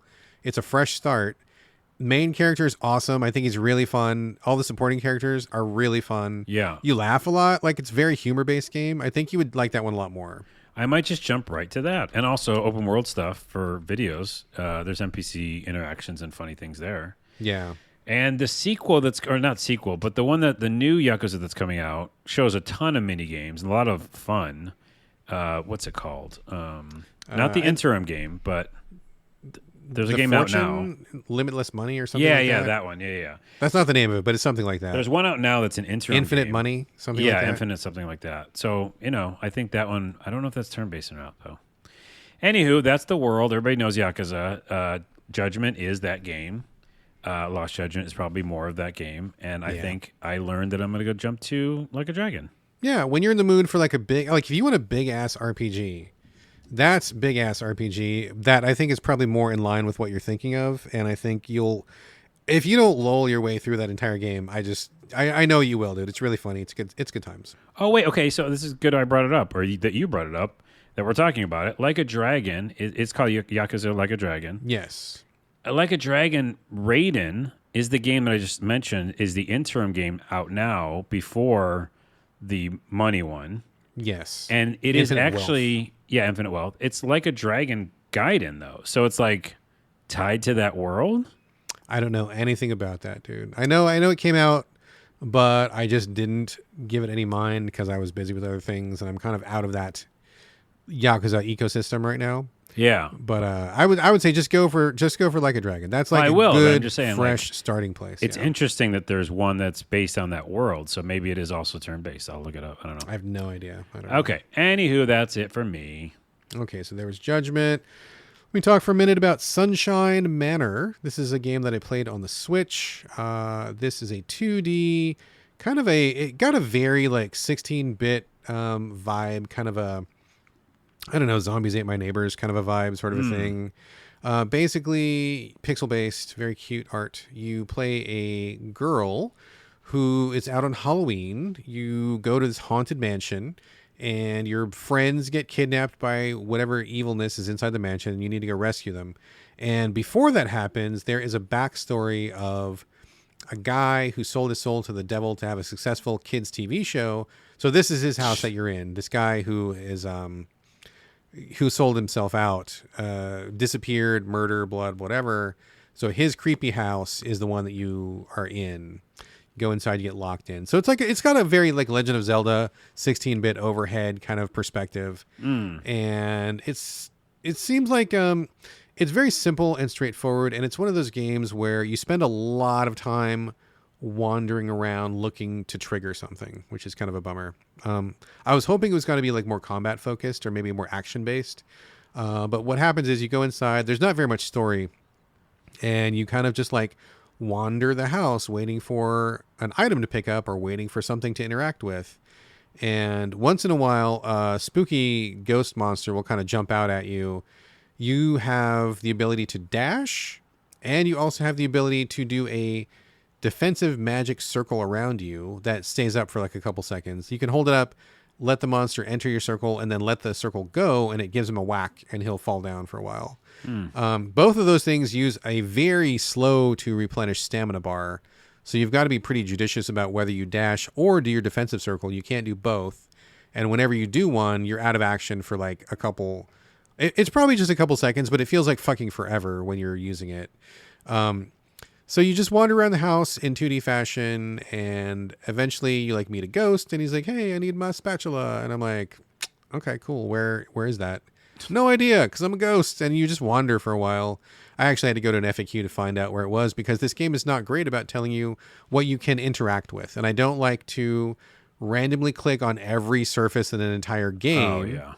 You know, as Gary Butterfield calls it on the Bonfire Side Chat podcast, he calls it like randomly humping the walls, right? Where you're just like clicking on every surface that you can possibly touch, hoping for a secret door or something secret to pop out. I walked past the spatula a million times, but I didn't click it because I didn't think I could click it. Also, wasn't it just in the kitchen? It was not in the kitchen. Oh. It was actually, spoiler, it was inside the trunk of a broken down car that was like 19 screens away. What? Why was it inside the engine? Why was no it? idea. No, and my goodness. the problem was like the engine cover, it didn't like shimmer. There was no shine, sparkle, nothing that let me think that I could click on it. And I clicked on a bunch of things and nothing happened. So I just assumed, well, I will notice something that I can click, but that wasn't actually true. So it doesn't get off to a good start, and then you're kind of just wandering around. Eventually, you get introduced to the demon world, which is like the alternate dimension version of the house, which is full of blood and guts and monsters and demons running around, and it's all very simple, straightforward. There's little demons running back and forth in a straight line that you have to like avoid. There's other, it just gets like kind of gorier, but basically it's the same thing. You're just wandering around. And the kicker is there's no map. Again, no map. Like fucking developers, put a goddamn map in your game, because I just not going to put up with this stuff no more. So a lot of the rooms look the same. A lot of the hallways look the same. And I couldn't remember where was the thing and where am I need to go. And I saw this thing a while ago, but I can't remember which room it's in. And to be fair, it's not a huge game. It's not a huge world. We're not talking giant open world, but when you're sitting there and you're not really feeling it already, and you kind of just want to move the story along a little bit, just blindly searching for that thing you saw 7 minutes ago is like, bro, come on, like, help me out a little bit. Can I put a quick tangent here? Yeah. I feel like I want to say this also every episode. And again, there's going to be a couple of people that are the get good crowd or whatever. But in general, we're broken records, but I have to say it because it comes up in this moment. Like, I think just make games easier. What is the difficulty doing for it, or the stamina meter? Like you just said, there's a stamina meter and you can't do those two things. I was like, why can't you do those two things? Because what's the add value or the value add of not being able to do a circle and the dodge thing? Like, just let us do both, and then maybe we'll get further in your game and enjoy it more. Yeah. I just think it frustrates me so much because there's so many moments. And like I said, I literally set my PlayStation up to pick easy mode now. And I'm getting through more games. We'll enjoy more games. I don't know. It's just so frustrating because difficulty doesn't mean just like boss battles or bullet spongy, which is also a thing. But it means what you just said. These small little things like you can't find something because of why can't you find it? Not tutorial. That means they're adding some extra layer of difficulty. See? Yeah. In my opinion, that's what it is. And I definitely agree with everything you just said for sure. And to be fair, for this game, I didn't find it particularly difficult in the sense that you mean, but I agree with what you said. But it can be multiple things. Difficulty can mean if you can't do it, you know what I mean? Like, I kind of wonder if they did not give you a map because that meant you would get through the game like much quicker, and people are scared of putting out short games. Like, it's just like, I don't know. I mean, that's a whole other discussion. That's a whole other podcast where I think that there should be like two classes of games. Class A, I'm young. I think I'm going to live forever and I've got something to prove. Okay, that's one type of game. And the other game is I'm not young anymore. I want to have fun. I have very limited free time. That's like a second class of game, right? Like we're definitely in class 2. But I would suggest, and again, this is actually speaking to that earlier video I mentioned, there's content creators who don't have much time either and they're young, right? So yeah, I don't know. I think it's for just anybody speaking who in doesn't have generalities times. here for sure. Yeah, but, yeah, like there's definitely a class of people out there who are like, the Get Good crowd who are like, I want the hardest challenge. I want the biggest map. I want the most things to do. I want 97 million side quests that are just fetch quests. Like there's some people who just want to do that and that's cool, but like that's not where we're at anymore. But anyway, getting back to Sunshine Manor, I think just the simple lack of a map, that lack of direction was enough to really like just turn me off of the whole thing. And if I knew where I was going, I probably would have pushed further. So to your point, if there was a little bit more of an accommodation to just not wasting my fucking time, I probably would have pushed further, but I felt like it was wasting my time. Yeah. So I bounced out pretty quickly. I think I got maybe like one boss in and I'm like, okay, this is good. I get it. And I'm not going to invest any more time in this. So all right. Sunshine Manor. All right. Now to your potential GOTY 2023 top pick, possibly Walking Dead Destinies. Now, Carlos, I will fully admit I was a Walking Dead fan for a long time. My history with it, I read the comics when they were new. When they first came out, I was deep in the comic scene at that time. Mm-hmm. Saw Walking Dead #1 come out. Oh, I like zombies. I'm going to read this. Oh, this is an amazing comic. And I was on from day one, right? Not to be like hipster. I liked it before it was cool, but just to let you know, like I've been in this bandwagon for like a long time. Watched the show. Huge fan of the show for a long time. Didn't finish it though. And then played most of the Telltale games. Walking Dead, the first Telltale Walking Dead game, my game of the year when it came out. I still think that's an incredible game. I still stand by that one. Yep, it's very good. So I'm definitely familiar with Walking Dead stuff, but it's kind of cooled off. I haven't been into it for a while. Haven't watched any of the spinoffs. Haven't played any of the games recently. So Walking Dead Destinies kind of surprised me. It came out of nowhere, and to be honest, I don't know anything about it. Or even what it's what kind of game it is or anything. So why don't you fill us in, man? Well, let me give my background too now. First, I also watched the show up to a point, which is the first time. No, I think the only time because I didn't go back to it after that. But when it's a minor spoiler for Walking Dead season, whatever, 4 or 5, 6. yeah.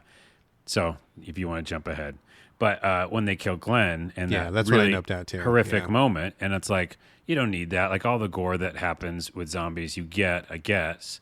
But like, really, it's about human versus human. A lot of the show is really that. And when you start doing that, and then also show gore, it's like I think you're pushing to another level of a show now, and it's not what I enjoyed. So that was horrific and stupid, and I just stopped watching. But same. That's exactly where was it. Okay, yeah. But up until that point, I was invested in the journey, and I liked the human. Kind of element and stuff. And I did read the comics as well, not since #1, but I read a bunch of them. So all that being said, I also played like some of the games. I played Telltale, and they had other offshoot games. They did, yeah. So that's our background. The only reason I really played it is because a lot of people on the internet were calling it the worst game of 2023. Walking Dead Destinies is what they're saying is the worst game. It's the worst game in 2023. Yes. And it's the same developer as Skull Island Rise of Kong, supposedly terrible game that went viral for being bad. Yeah. Also, the developer I heard only had like less than a year to make it. So they just put that in there. And then also they worked on Gollum, which has been called one of the worst games. Boy, they got to get off this track, man. What's going on over there? Well, here's what's interesting. You actually asked me in the beginning, like, or kind of a precursor, like, why am I talking about Walking Dead? Like, why are we talking about it now? Well, why would you be talking about Skull Island, Rise of Kong? Why would you be talking about Gollum? This is a running theme here. I don't know, because all those properties aren't like in the, perspective of people talking about them. So Walking Dead's weird to me because it's still going on. The show is still going on. Yeah, they have like at least 2 shows, I think, that are still running. So it may not be of the moment and hot, but there's definitely a fan base still, I think. There's a fan base, but again, it's weird timing for all those 3 games I just mentioned. And so for me, I'm not chomping at the bit to go back to Walking Dead at all. Mainly played it to see why everybody called it so bad. That's what I do. You know what I mean? That's what I do on this podcast. For sure. So here's why I bring it to the show. One, and this is kind of like really quickly, high level, it's not as bad as other games. Like, we actually both played Gollum, too. We did. And I watched a lot of the Kong game, and they both seemed pretty bad, and they were boring. Gollum was very boring. This game is quite good, and I just wanted to bring it to the show to say, how many times we also say on the show, people jump on bandwagons. People love hate, in this society right now. Clickbaity stuff is all the rage, and if we can say something's the worst of something, they love it. And sure. I think people are like looking at both those games, Gollum and Skull Island, and going, the same developer, this is really bad. It's, the cutscenes aren't, anything. They're just kind of like visual novel. And so they attack it, and it's kind of clunky. But I'm here to say that I gave it a shot for real. And one, if you think of those cutscenes, so the cutscenes, if you don't know, and I'll tell you what how the game plays in a minute. Yeah, I was going to say, I don't know anything about the game. Yeah, so. I will. But the cutscenes that take place in the game, like in any other video game, you would think are, animated characters walking around. These are just still framed like, people, and they kind of move the camera around them a little bit. Are they drawings, or are they taking the game model? They're like CG, it's like graphics. It's not the actual characters, the game, engine. It's like its own little kind of stills that look kind of 3D. So it's a really weird style. And if you think of it this way, though, yes, that's weird as shit. And people are like, that's the first thing they point to. They're like, look, they can't even animate their own characters. But it's like any visual novel. So here's my other side of the fence comment, which is like, yeah, any visual novel, you don't expect them to be animated. You just see a shot of their head and shoulders, So that's what this is like. But what is the game? And the other thing that's very interesting is what this game is. It's seasons 1 through 4, early stuff that we just said we both liked, right? Like the TV show? TV show.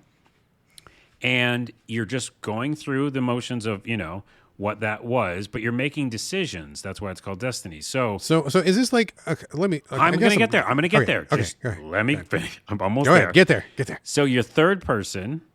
You walk around and you do missions as a third person. You play all different characters. So sometimes mission is you're Rick, sometimes you're Carol, whatever. And you're doing combat and stealth. And then once you're done with those little missions, you go back to a base and you make decisions. So there's decisions you make, which will potentially kill people, like our Telltale game that we like. Sure. And then there's missions, like little side missions that pop up too, and you make decisions there too. So like little, hey, should we do this? Decide real quick, and then you decide, and then you go back to your regular, what you're playing. So there's a lot of decisions that happen, and people do die based on those decisions. And you make one right in the beginning, which is that Merle, is that right? Merle? Yeah.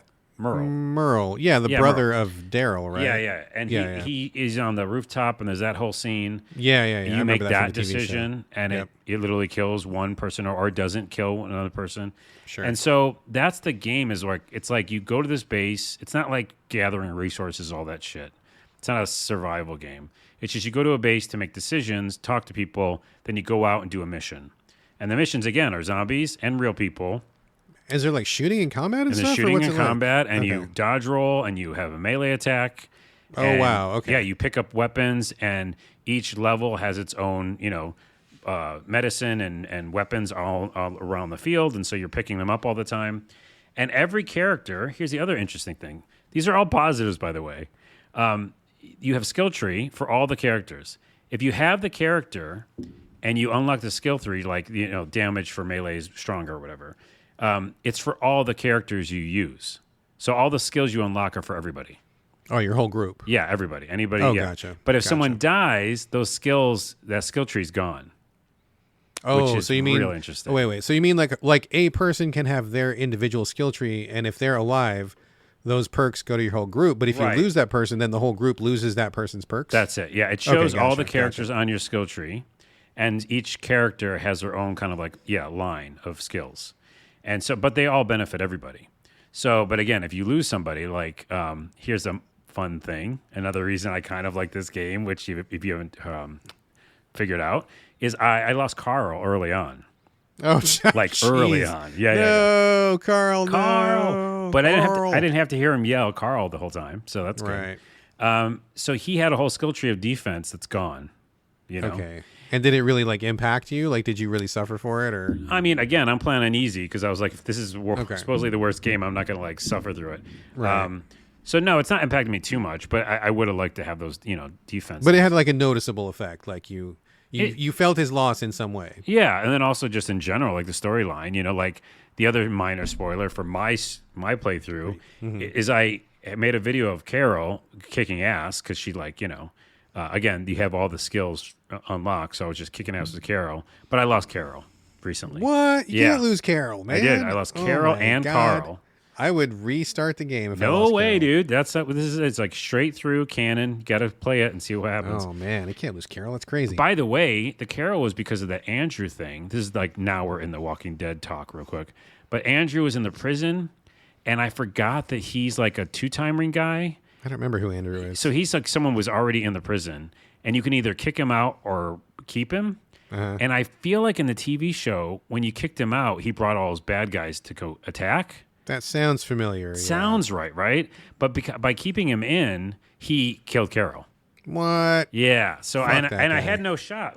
That's what this game is. Sometimes you have the shot where you're going and fighting. You're doing the actual mission. Other times it just says, "Hey, because you picked this is what happens now." So you don't know the consequences, and then I don't do know something dirty like that. Yeah. Okay, gotcha. This game's pretty fun. You're kind of selling me on it, dude. Here's the combat part. The dodge roll, by the way, has iframes. So if you dodge, you don't get hit. Nice. And it's a little clunky, and it's different for different characters. Some of the older guy, I forgot his name. Dale, was he in there? Dale's in there. Dale died, by the way. I think he died in the TV show, too. He did. He died in the TV show, too. But there's another guy, the guy who owns a farm. When you do a dodge roll, Herschel. Yeah, Herschel. Yeah. When you do a dodge roll with him, he doesn't really roll. Yeah, he's 75 years old or some shit like that. But that's kind of cool too. But he still has iframes, even if he's just dodging. Yeah. And then you have the melee, and you can pick up all these different weapons, and then the guns feel okay. And they have the silent kill, which is get behind someone, stab a zombie in the head, and it's done. Yeah. And then you have an adrenaline meter. So if you get your adrenaline meter up, you can do a crazy attack, cutting the heads off of zombies and stuff, and it replenishes your health. So you get your health back. Doing all this in a mission is pretty darn fun. And again, it's clunky. You see the videos, and it's not the best thing in the world. Sure. But it's also very functioning. And it is also very addictive because I just want to get to the next thing, see what the consequences were, and then do another combat thing. Right. And then some of the guns feel good. Actually, the shotgun felt good. And I was like, wait, why am I having fun? This is fun to shoot this gun. There's an assault rifle later on. And I don't know. There was a couple big bugs. It's got bugs in it. And one of the bugs I couldn't even progress for a while until they fixed it. But they updated it. And in general, I like this game. Man, wow. Okay, so you're kind of selling me on it, and I think that maybe this is actually the right venue to talk about this because you and I are both. We're not AAA only, right? We're fine playing something that's janky if it's got some good ideas. Elix. I was thinking Risen or Elex or something like that. Eurojank. We're totally fine with that. If you got a cool idea, cool premise, and it's interesting gameplay, we'll put up with some, shoddy animation or, less than stellar graphics or something. It's all about the fun we're having. And I mean, what you're describing sounds honestly pretty fun to me. I kind of would be up for that. So It's crazy. I also say this. I just saw an article on Game Rant that says it is a, let's see here, blah, blah, blah, blah. It's receiving a lot of criticism, but it's becoming one of the surprising financial success for the Xbox. Yeah. It's in the top 20 best-selling Xbox games right now.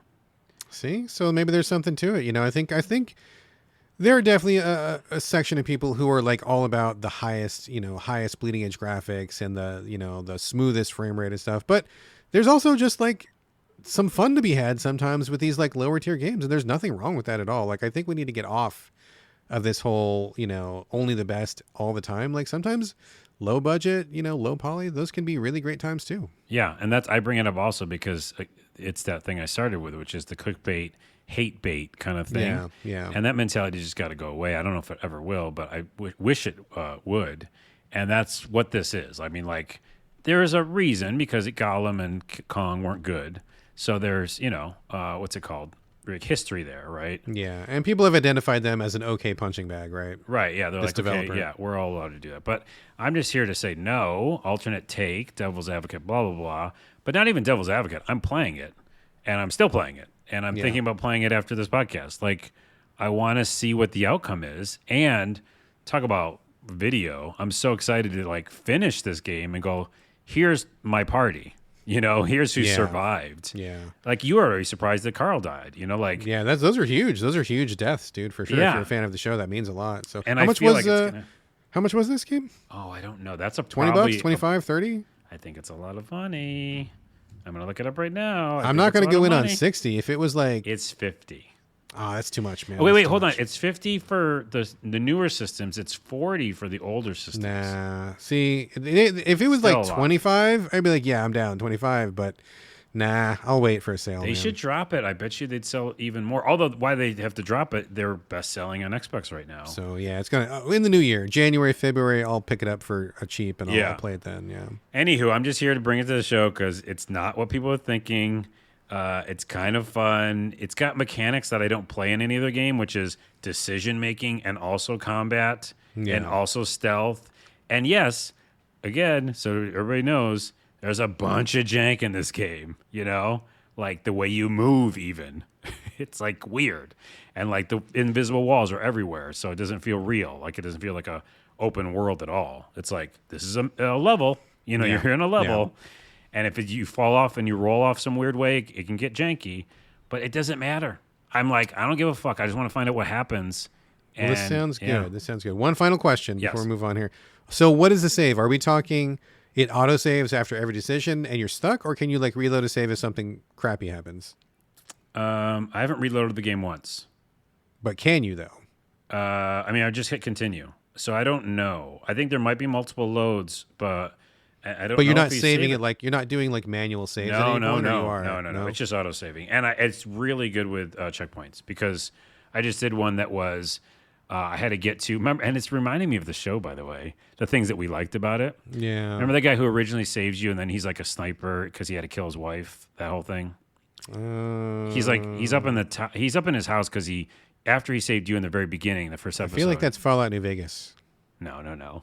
Anyways, he saves you in the beginning, and then you go back and find him, and he's like a torn man because he had to kill his wife, and so he's now he's a sniper, and he's shooting at was you. it? Yeah, he's like one of the very first guys you meet. Yeah. I know. I forget Anyway, his so name, but- I'm in that scene, and I get so far to get to him. He's like shooting at me, fucking sniper rifle, and I kill all these zombies, and I get like really close to the house, and I have to get to one door, and I'm almost there, and I died, and they put me right near the house. Okay. And I was like, fuck, this is fine. That's fine. That's fine. That's fine. So right. I think there's a lot of good things about it. If I'm not giving it a score, but right now I'd call it like a solid 7. I mean, you're selling me on it, dude. If it wasn't $50, I'd go buy it right now. But that's more than I want to pay for a game right now. But I'm going to put it on my radar. I'm going to put it on my radar. And also, a lot of the faces and voices are like, Sure, off, whatever. like super off, but whatever. Oh, is it impersonator voices or real voices? Oh yeah, 100%. Okay, Are you just kidding checking. me? Just wondering. And Rick yeah. looks a little weird. Okay, I mean, a bunch of people look a little weird. Rick's been through some shit. One more thing, I just got to be Michonne. Are you fucking really? kidding me? Okay, Worth the that's price cool. of admission. All right. I was cool. Michonne cutting heads off of zombies, with her katana blade, and there was a whole thing where I had to go find the blade. Yeah, very cool. Okay. All right. Well, it's on my radar. It's on my It's on the radar. radar. Okay. I just need a price drop. So All right, that's there it. we go. Walking Dead Destinies. I don't know. Sounds cool. Yes, check it out. All right. Final game of the show here for me, Lake Season's Greetings DLC. Do you remember Lake, Carlos? Oh yeah, I do. We both liked it. We both liked it. This was the game that came out, I don't know, what, 2 years ago? Something like that? Probably more like 5. Who knows? I'm in the time warp right now. But it's the one where you play a daughter who goes to a small town in the middle of somewhere. And your dad is the mailman there, and he wants to go on a vacation to Florida. So you take over his mailman route for like 2 weeks. That would never happen in real life because kids don't take over their parents' mailman route. But in this game, suspension of disbelief, we're just going to go with it. And then you meet people and you talk to people and you deliver mail and you drive around the lake for like 2 weeks. And that's all the game is. Yep. And it was really fun and really cozy, really lightweight mailman simulator. I had a really good time with it. You enjoyed it, didn't you? I really did, and it's like, yeah, I think she went away because she wanted to get away from the hustle bustle of the city. Yeah, remember? she's like a computer programmer in the big city, and then she gets away to the town. Very much like a Hallmark holiday movie or something, where she leaves the hustle and bustle, and comes this small, quiet life. And there's potential romance options there if you like, or you can do nothing. You can just chill and watch TV and deliver mail. It was just a really cool, very cozy, very mellow, laid back game. No explosions, no combat, nobody died. It was just chill for 2 weeks. Yeah, pretty unusual at the time, and I still think it's pretty unusual, but I liked it a lot. So this is the Christmas prequel DLC called Season's Greetings. I didn't know this was coming, had no idea. Wasn't expecting anything more from Lake. That's basically a one and done kind of an experience. But they the publisher sent me the code, so thank you for that. Appreciate it. And I was happy to jump back in. I liked Lake a lot. But I wasn't sure what we were going to be doing here. And to be honest, I wasn't aware that it was a prequel. So when I started the game, I was very confused. They don't really say, hey, this is a prequel. I think the date comes up. And to be perfectly honest, I didn't remember what the dates were of the original game. I wouldn't either. It was like 1986, and I'm like, is that before or after? I don't remember. Are we continuing these? I mean, I figured it out because some people who, not to spoil anything, but you make your choices in the game and then things change, and I come back and those things are unchanged. So I'm like, okay, this has got to be prequel, right? And then I check it on YouTube or Google, and I'm like, okay, prequel. They need to be a little bit more clear about that. Anyway, like I said, I wasn't expecting more DLC for this game. It was nowhere anything that I expected. And to be honest, I don't know that I even wanted more. It wasn't something that I finished the game and I was like burning for more, I was like, okay, cool. Good experience. Right. I felt pretty satisfied by the first game. And I think that's an okay place to just leave things. But, I jump back in the game. You start as your former main character's father, the guy who ends up going to Florida in the main game. You play him. And I'm like, oh, okay, right, the dad, I remember this. And then you start delivering mail. It assumes that you have just played the main game because they have zero tutorial. I was like, wait a minute, how do I deliver packages again? What's the button for picking up a box? I don't remember what's going on. Figured out, it's okay. And it's basically just like, it's more content. I was speaking to somebody about this earlier, not this particular game, but a different game. And they were like, oh yeah, my least favorite kind of DLC is more. And I'm like, oh, what do you mean? And they're like, it's literally the exact same game, just more of it. Nothing really, not like more story or anything. Just play more of the thing that you just played. And I'm like, okay, I get you. And I feel like this is kind of more. I wasn't super curious about the characters of the game. I feel like I got a good story with them. I felt like I got everybody who they were, and I reached a good conclusion. I was happy with that. It's not like I left the first lake going, oh, I wonder what happened to so-and-so, or, oh, I really wish I knew the backstory to so-and-so. Yeah. No, I was like, this is a cool game and I like it and I'm good. Like, I felt like it was well done. So I wasn't burning to come back. I didn't have any burning questions. And to be honest, I mean, so in that part, okay, I guess. But as I start playing it, I get back into the rhythm of it. And I'm like, okay, right. I remember why I like this. It's really cozy. It's really chill. I think the best way to play this game is just to do one round per day. This is not the kind of game that you want to play for like 2 hours straight. You get up in the day, third person. You start off at the mail center, the post office. That's what mail it's center. Yeah, mail center. Jesus. I call it that. The post office. You got a sack full of mail, and then you just deliver the mail. I say just do one of those per day, just like in real life. You drive around, you make your drops. Every once in a while, you talk to somebody that you see on your route. You have a little chit chat conversation. You come back, and then you either do an event or you watch TV or read a book, and that's it. Just do one of those per day, and I think it's really cool. It takes you about a half an hour, and then you don't start feeling repetitive because you just do the same thing every day. And if you play 2-3 days in a row, you're gonna this is boring, or this is the same thing. Don't do that. Just do one per day. I think it's a perfect way to start your day. Deliver the mail, come back, have a chat, and then you're good. And I'm just doing that. I'm just kind of just making my way through it. I think I'm almost to the end of it because we're almost to a big event, which I'm not going to spoil. And then I think that'll be it. But it's just more of what Lake was, but it's also good. And it's cozy and comforting. And it really makes me want to move out to that fictional town. Yeah. I really want to go move to a small town and live by a lake. And I want to be the mailman now.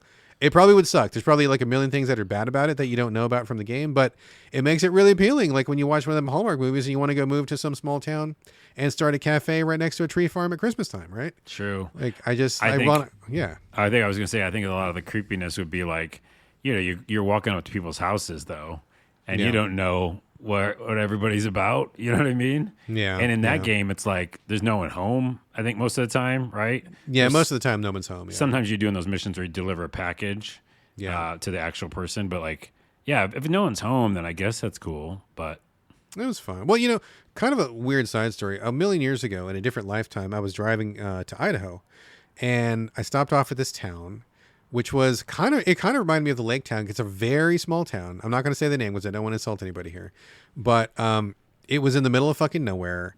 And you like driving in, it was one of those towns where everybody looks at you and they know you're not from there. Yeah, right? They're like, yeah, who is this person? Yeah. We went into the local cafe, and like literally everybody craned their head and looked, and everybody knew we were not from there, and everybody in the restaurant knew everybody else because they were calling each other by name and chatting. And I'm like, okay, whoa, we are like, this is some small town shit going down. So it was weird and kind of uncomfortable. So I bet that if I did move to a small town, it would be more of that, and I would feel very strange and kind of icky maybe. But playing Lake, they gave you the best possible version of that, where it feels very comfortable, very welcoming, and very warm. So fictionalized, that DLC works because, like I said, like you said, it's a cozy game. It's like exactly. You want more of that. So exactly. So it's just like Lake. If you like Lake and you want more of that, and I think if you like Lake, you probably do, then just do this and just do one mission a day, and I think you'll have a real good time with it. So there you go. There you go. Lake Seasons Greetings DLC. Okay, that is it. The game portion of our show is officially done. So feel free to bounce if you don't want to talk about stuff that's not games. But Carlos and I do have a few things to discuss that are not related, but TV, movie, otherwise stuff to talk about. Carlos, you got something you want to mention before we close out the show? Well, actually tied to the small town thing of Lake is Fargo. I've been watching the new season of Fargo. Oh, Fargo. I've never seen that. I heard good things about it, though. Oh, yeah. So the first 2 seasons, I think, are very, very good. It got a little weird after season 3, and 4 I didn't enjoy. I thought it was okay, but it went back in time and stuff. I don't know. But season 1 is the closest to like the movie, Fargo's TV show. I did see the movie, not the TV show. The movie was good. Fargo season 1 is like the movie. It's like an extension of that. Then season 5 is closer to season 1 or of the movie, kind of. It's kind of goes back to its roots of being about someone you don't know, like in a small town, that they have a past that's weird, and things are just not what they seem, kind of thing. Also, John Hamm's in it as kind of a really interesting character, I'll say, without spoiling anything. Okay. And I'm just all in. It's like it's the first 2 episodes are up now. I know you hate that, so you watch it later someday. Is this the series that has Juno Temple in it from Ted Lasso? Yeah, she's incredible, and she is definitely the main focus of this story. John Hamm as well, and all the supporting cast is amazing. Jennifer Jason Leigh's in it, and she's very good. So yes, I think the whole thing is excellent. It feels like season 1 again. So if anybody's been out like me and kind of wanted to come back, it definitely talks about a small town and people knowing each other, and but weirdness and murder and the darkness that happens in Fargo. I'll have to add this to our list because my wife and I, we just finished up a show. We watch regular TV like with our kid during the day, but then we reserve like other this show's only for mom and dad, and it's not porno or anything. I mean, it could be potentially, but no, it's usually like spooky, too spooky for the kid or too bloody for the kid or something. Like we Yeah. reserve, and I think this is probably one that I think maybe we would watch, just my wife and I. So I'll have to add this to our list. Might have to check this out. Yeah, it's got, you know, it's got vibes of, because of course, the director, definitely channeling Coen Brothers, is No Country for Old Men. It's got a vibe of that too. Okay. Especially with like people hunting other people, you know, and like, Sure. we're gonna get them, and it just has you. It gets you right away, and you're like, I need to know what happens in the story. So yes, wait for it to be out fully, probably, but I highly recommend it. All right. Well, I've watched none of it, so if we start at season 1, start at then season 1. 4 will be out before. Well, no. I think you get should. done. Here's how you should do it. Okay, you know, I tell you this just like you Yes. tell me. Just watch season 1. Okay, you'll have a great time. It's all out, and then don't do anything. And then just skip wait 2 till and 3. season 5. Oh, skip 2 and 3 and 4. Yeah, I think maybe 2, but I feel like 2 is 1 again. Okay. And I mean, I'm very what's the word? Not skilled, experienced in this series and the movies and stuff. So, anyways, 2 is kind of like 1. Again, credible acting and great cast. But I would say if you're going to do this, and we don't have so much time, watch 1, then watch 5. And you don't miss anything? No, there's nothing. They're all different stories. Different stories. Yeah. Gotcha. Okay. Good to know. What else you got? I think that was it. I just wanted to mention I really enjoy these probiotic chocolate bars. Not sponsors, but they could be. They're called Belly Welly. I believe I saw them on Shark Tank originally. Oh, wow. Okay. BELLIWELLI. And they, you know, there's lots of bars out there that say they're healthy, whatever. These definitely are probiotics, lots of probiotic in them, but they taste amazing. They're like I got the chocolate fudge brownie one. Gotcha. And I mean, they're using dark chocolate in it, and big, huge pieces of chocolate, yummy. And it's like a treat to have at dessert, and it's also good for you. So just thought I'd promote them, even though they're not a sponsor. But if they would like to be, They could be. Belly Welly. there you go. Okay. That's all I got. Okay, I got a couple things here. Did I mention that I finished Ted Lasso? That I finished it completely? I know we talked about it a couple weeks ago. I keep forgetting. Yes, maybe. I don't remember. I don't remember. I finished Ted Lasso, season 1, 2, and 3, and then the series is over. It was really crappy because we were watching the very final episode. We were about 10 minutes away from the end, and then I got an emergency call from work, and they're like, "We need you literally right now." And so I had to put the whole thing on pause. We paused 10 minutes before the entire show was over, which sucked. I could not believe it. I sucked so hard. Anyway, I'm not going to go into it a million times because we have talked about Ted Lasso a bunch. But boy, I feel like they landed. I feel like they got the ending. I feel like it made sense. I feel like there were very, very, very, very few missteps in the entire 3 seasons of the show. Almost everything was directly on point. Almost everything was perfect. Nothing's perfect. So I think that's an amazing batting average. Loved the characters. Loved everything about it. Didn't think I would care about it, but I loved it. Probably one of my favorite shows of all time. Yeah, great. I mean, if you haven't seen Ted Lasso, watch it. It's worth it. If you don't think it's for you, give it a shot anyway. And it tells a complete story, beginning, middle, and end, season 1, 2, and 3. And it wraps up perfectly. That's the best you could ever hope for. Wonderful show. Wonderful show. Wonderful. Yeah. I watched a movie called Unseen. This is coming from Blumhouse, and I'm really into Blumhouse stuff lately. Their new era, their warm, fuzzy era is really working for me a lot. Well, Five Nights at Freddy's or whatever, right? Yeah, that too. That one didn't, that was okay. That was fine. But I mean, it's not like over the top. Exactly. gross They meat, you know. started, you're exactly right. They started with the really gross, the really hardcore. I was like, ooh, I'm out. But then they lightened the fuck up, and they started doing funny, and they started doing horror comedy, and they started doing just lighter tone. And like that shit is right on target for me. I eat the Blumhouse stuff up now. Like almost everything they put out lately is really good in my wheelhouse. So this is one about a woman who is trying to escape an abusive relationship, but she's got really poor eyesight, and her shithead boyfriend breaks her glasses. She's trying to escape from his house in the woods, but she can't see shit because her eyes are so terrible. Oh, geez. So what happens is she randomly calls a stranger, and this stranger picks up. And what they do is she uses her camera on her cell phone to show the person who she called to guide her out of the woods, right? So she's like, I can't see anything, but I'm holding up my camera, my phone, with the camera pointed forward. So you tell me what I see, and you help me get out of these woods to escape my shitty ass ex. And so there's a person who's like at a gas station who's like looking at the screen on her camera going left, right, oh, watch out for the boulder, and you know, all that stuff. And then this other woman is like stumbling her way through the woods, blind as a fucking bat, but she's got the camera held out in front of her.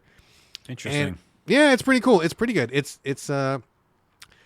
light on the lighter side. There's definitely some laughs, but it's also a couple tense moments. And I think it's a pretty interesting premise for a movie, and it was a really good time. I really enjoyed it. There's a good message at the end, and I felt like it was a really fun watch. So I definitely give that one a thumbs up for sure. Thumbs All up, right. big time.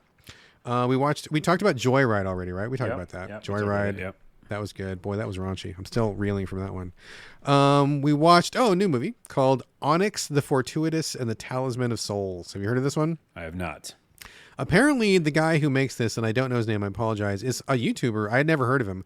I didn't even know he was a YouTuber until after we watched the movie. But this was a Kickstarted movie, low budget horror comedy, and I think we found it on either Shudder or Screambox or something like that. Maybe Screambox, which is the Shudder competitor. And it was actually really funny and really good. It's about this guy who's like a burger flipper, and he hates his life, and everybody dumps on him, and he turns to Satan to kind of like turn his life around. Jeez. And it's kind of a turn. Bad idea, by the way. Bad idea. Yeah, it didn't work out for him. But like he enters his sweepstakes. His favorite Satanist is having a sweepstakes where he's going to pick 5 devoted followers to come and summon Abaddon at his house over the weekend. And he wins, and so he goes to this guy's mansion. And it's funny, it's light, there's lots of jokes. The main character himself is this really super eccentric character. He's got this bizarre delivery whenever he reads his lines, and it's just a lot of really goofy stuff. If you want something just really off the wall and goofy and dumb and funny, it was really funny. We really liked it a lot. And I got to say, for being a Kickstarter movie, the effects were pretty good. And I feel like even though it was small budget, it didn't feel that small. Like I felt like it was pretty tight and solid. So it was good. All right. Good movie. Thumbs up for sure. Unseen, we talked about. Nancy Drew is back. Season 4 of Nancy Drew. You ever watch Nancy Drew, did you? The new one? No, I didn't. No. It is definitely like that kind of like 90s teen romance, but also spooky, supernatural detectives. It's like Scooby-Doo if they actually had sex. I'm out. Minus the dog. Yeah. It's good. I'm back in. No dog. No just dog. Okay.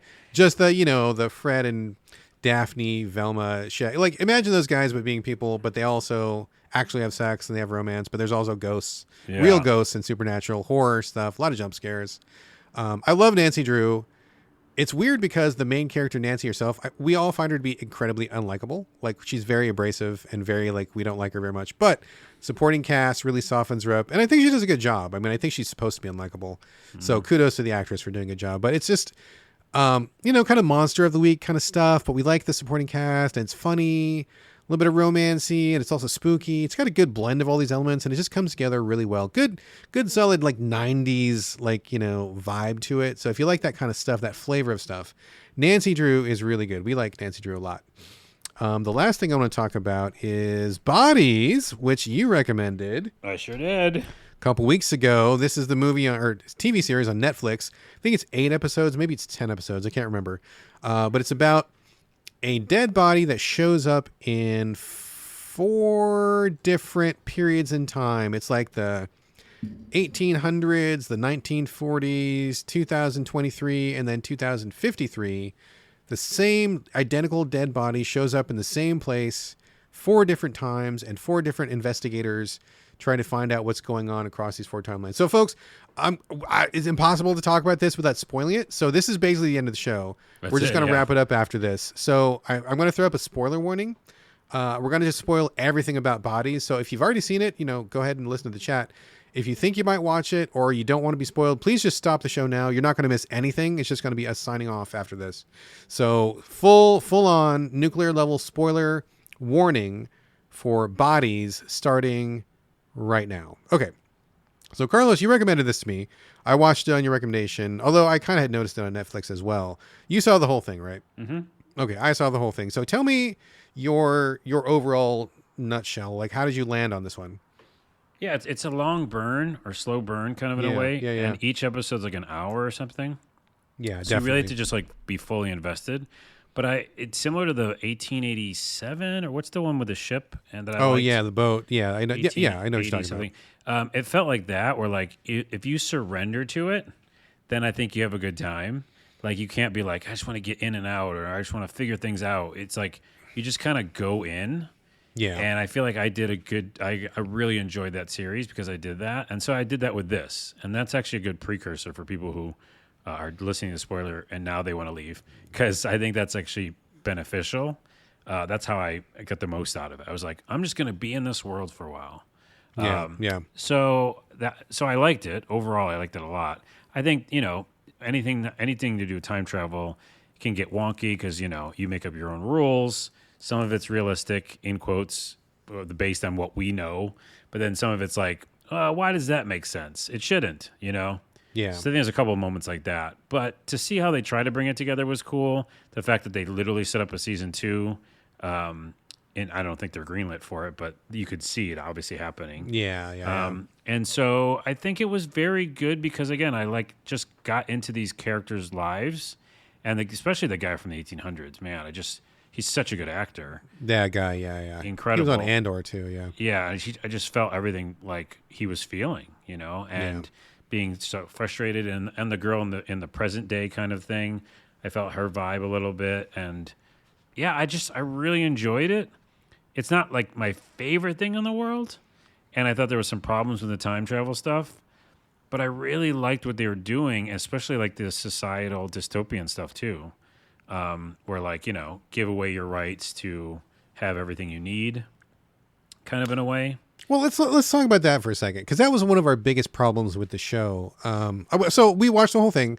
Overall, I feel like we liked it. Like, we didn't love it, but we thought it was okay. Like, I'm glad I watched it. I'm not mad that I spent 8 hours on it or whatever, but it didn't pop the way that I was kind of hoping it would. I mean, the premise is really strong. It's so fascinating to think that like the same dead body appears at 4 different times. That's already super interesting to think about. Yeah, it gets you in right away. Yeah, like it's a good hook, right? But so let's say, for example, like we're talking about the future. And again, folks, we're going to be spoiling everything. Just again, reminder. When they show you this quote unquote dystopian future, like I don't think they really sold the dystopia. Like I don't understand what the problem was. It was like they showed the rich people in power, which is just like it is now. They showed the poor people in the slums, just like they are now. And they're stealing your data, just like they are now. And I didn't really understand what the problem was. Like, I'm like, why is everybody so mad about this guy being in power? He seems just like any other guy in power. Like there was no, they weren't showing like the boot of the man keeping people down, or they weren't showing like, all these like injustices. I was like, it looks fine. It looks like they cleaned up the streets, and like, they didn't sell that to me. So I was like, why are you guys so mad about this guy? And that's a big part of the show, is like, you gotta like believe that they want this guy out of power, that he's doing something terrible. But I'm like, they don't explain what's terrible about it. Okay, so I can answer that real quick. One, I agree with you because I've read or watched I think that's not a generalization, every dystopian like novel or movie or TV show. Yeah. And 1984, Brave New World come to mind. Sure. Fahrenheit 451 is a perfect example. And all those, like you said, show the boot stomping the head, like 1984 reference. And this one doesn't do that. But all you need to do is watch the show and see what that guy fucking does. Because that guy is terrible. Like, he's doing terrible things, including that time he's like, I'm going to marry your daughter and you can't do shit about it, and now you die. Like, that's a straight up evil type thing, Sure. So I think it's just like not liking that person for what he's trying to like conquer the world. Oh yeah, by the way, also Brad, small version of him destroyed like 100,000 people at once with the bomb. That also happened, remember?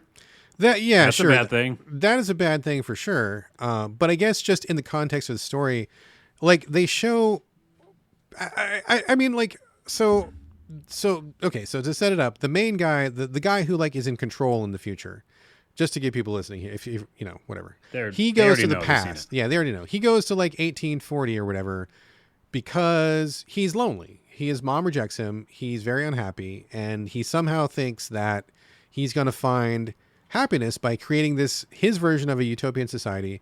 But the only way he can do this is to send himself to the past, to like 1840, because it's going to take him all this time to build up the money and build up the connections and lay all his plans. And then he's going to die in like 1940, but then his descendants will live on, and then he will actually eventually give birth to himself later on in the timeline, so he'll be reborn. Spoiler, that's not how DNA works. Yeah, and also doesn't make tons of sense there. There's a little bit of fuck up there, I think. That doesn't make sense. That was one, but we're like, okay, that doesn't make sense. Especially because they went to the point of saying your DNA is identical. Boy, that's super not how DNA works. All you had to say was you gave birth to yourself, and you would have dodged that whole point of like the DNA not making sense of it, but whatever. Yeah. So he does this, but like when you look at his quote unquote dystopian utopia in the future, it's fine. Like, even though he himself is shitty, and I agree with you, like he killed out like 100 million people or whatever, and he, was tricking people and lying to people and married that guy's daughter and stuff. But like when you look at what he created, it's like fine. Like, I don't know. You know what that sounds like a lot. Don't tell me the ends justify the means. That's what it sounds like. That's what it sounds like. I'm just saying, when you just look, if you didn't know this guy, right? Like we don't know. I know what you do because you're watching the show. I mean, we do, but if you just were to take the situation, like it doesn't explain why people are chafing against him. Yes. You know what I mean? If you didn't know the time travel stuff that we get because we're the viewer, you'd be like, this looks like normal society, or even slightly even a better society, perhaps. They could have made the whole show better by just doing that, I think, right? So they just show a little bit of darkness of the reality of the future. They could have done that. So that part also, and then I just felt like they didn't really sell the characters to us. Like I felt for the guy in 1840 who's like a closeted gay man, and in 1840 or whatever it is, you're obviously not supposed to be gay, and that was a whole big part of the show. So I felt for that guy. But like, here's the thing for a nutshell. Anytime the show came to a revelation, let's say for example, you finally figure out something about this, instead of me and the wife going, "Oh snap," we just were like, "Okay," and just kind of like it never popped. Like we never got like the really dramatic like reveal. There was never like an "oh my god" moment. Like we figured it out pretty quickly on. I think by episode 3 I knew what was going on, and I just kept waiting for like something amazing or some like weird twist to happen, and it kind of didn't. It kind of just played out. So there was no surprises, and even the dramatic moments that were supposed to be dramatic didn't really land. Like when the future detective shoots the guy who ends up being the corpse, or like when the guy throws himself in jail because he doesn't want to send his gay lover to prison, and like none of those moments were like, it's like I get them, I appreciated it, but it wasn't like I was feeling it. I wasn't like in the show, you know what I mean? Yeah, I think in general, as I yawn over the show, it feels almost like, wait, is it Walking Dead Destinies? It's like a solid thing. Like I enjoyed my time with it, and I again surrendered to the time and the characters. Yeah, but I also didn't have like those, oh, that's what it is. I didn't do it either. Yeah, but I still enjoyed it. So like, what is that? That's a 7. Yeah, I think a cool story. And some people told me afterwards, like, read the book. The book is better, which is always the cliche thing to say, because it was based on a comic book from DC Vertigo, I believe. I didn't realize that, but the guy who wrote that also, I believe, wrote a bunch of Judge Dredd stuff, and he was like pretty prolific in the UK, I think. So maybe I'll go back and read the book. But they're like, yeah, the TV show didn't really sell what made the book so good. It was just more of like here's the premise, and we're going to explain the premise, and then we explain the premise, and then here you go, there's the show, which is kind of how I felt. I didn't feel like there was any real highs or lows. I didn't really feel very invested. Like I didn't hate it, but I didn't get the emotional buy-in that I like with my favorite shows, Yeah. I like the ship one better, by the way. The 18, whatever it is. 18. Yeah, that was a weird one. That was definitely a weird one. All right. Oh, by the way, did you watch Black? No. What is that? That was from the creators of the ship show. Oh, I started to, and I think I got bored or something. Okay, because somebody was saying that was like, they're like, oh, if you want a good time travel story, you should check out Black. It's more hardcore than this one, but it had a better payoff. And I think it's subtitled too. I think maybe it's from Germany. It's from the same people who did the 1887. But you really like the 1887. I know. So I started it for sure after that, and I think I didn't like it as much. Okay. All right. Anyway. All right. That's a show, folks. That's a show. Thanks for listening. Before we close, want to just ask you all to leave reviews if you can. Share us on social media. But most important of all, please recommend us to your friends. And also just a reminder that our Patreon is now live. I will give you the address. That is patreon.com/the Podcast. Kick in $1 or $5 if you like, or don't. Totally up to you, but we're glad to hear either way. Thanks for listening. And also, as per usual, you can send us your questions and comments. We always like to get those. Hit us up, sovideogamespodcast@gmail.com, or you can hit us up individually. Carlos, where are we sending your traffic this week? Glitch to the ground. That's it. Just Google. That's it. All right. Excellent. As for me, I'm on Twitter, Blue Sky, and Instagram. It's my name, BradGallaway. All A's, no O's. And this is going to do it for episode 364. Thank you again for joining us here on the So Video Games podcast, and we'll see you next week. See you next week.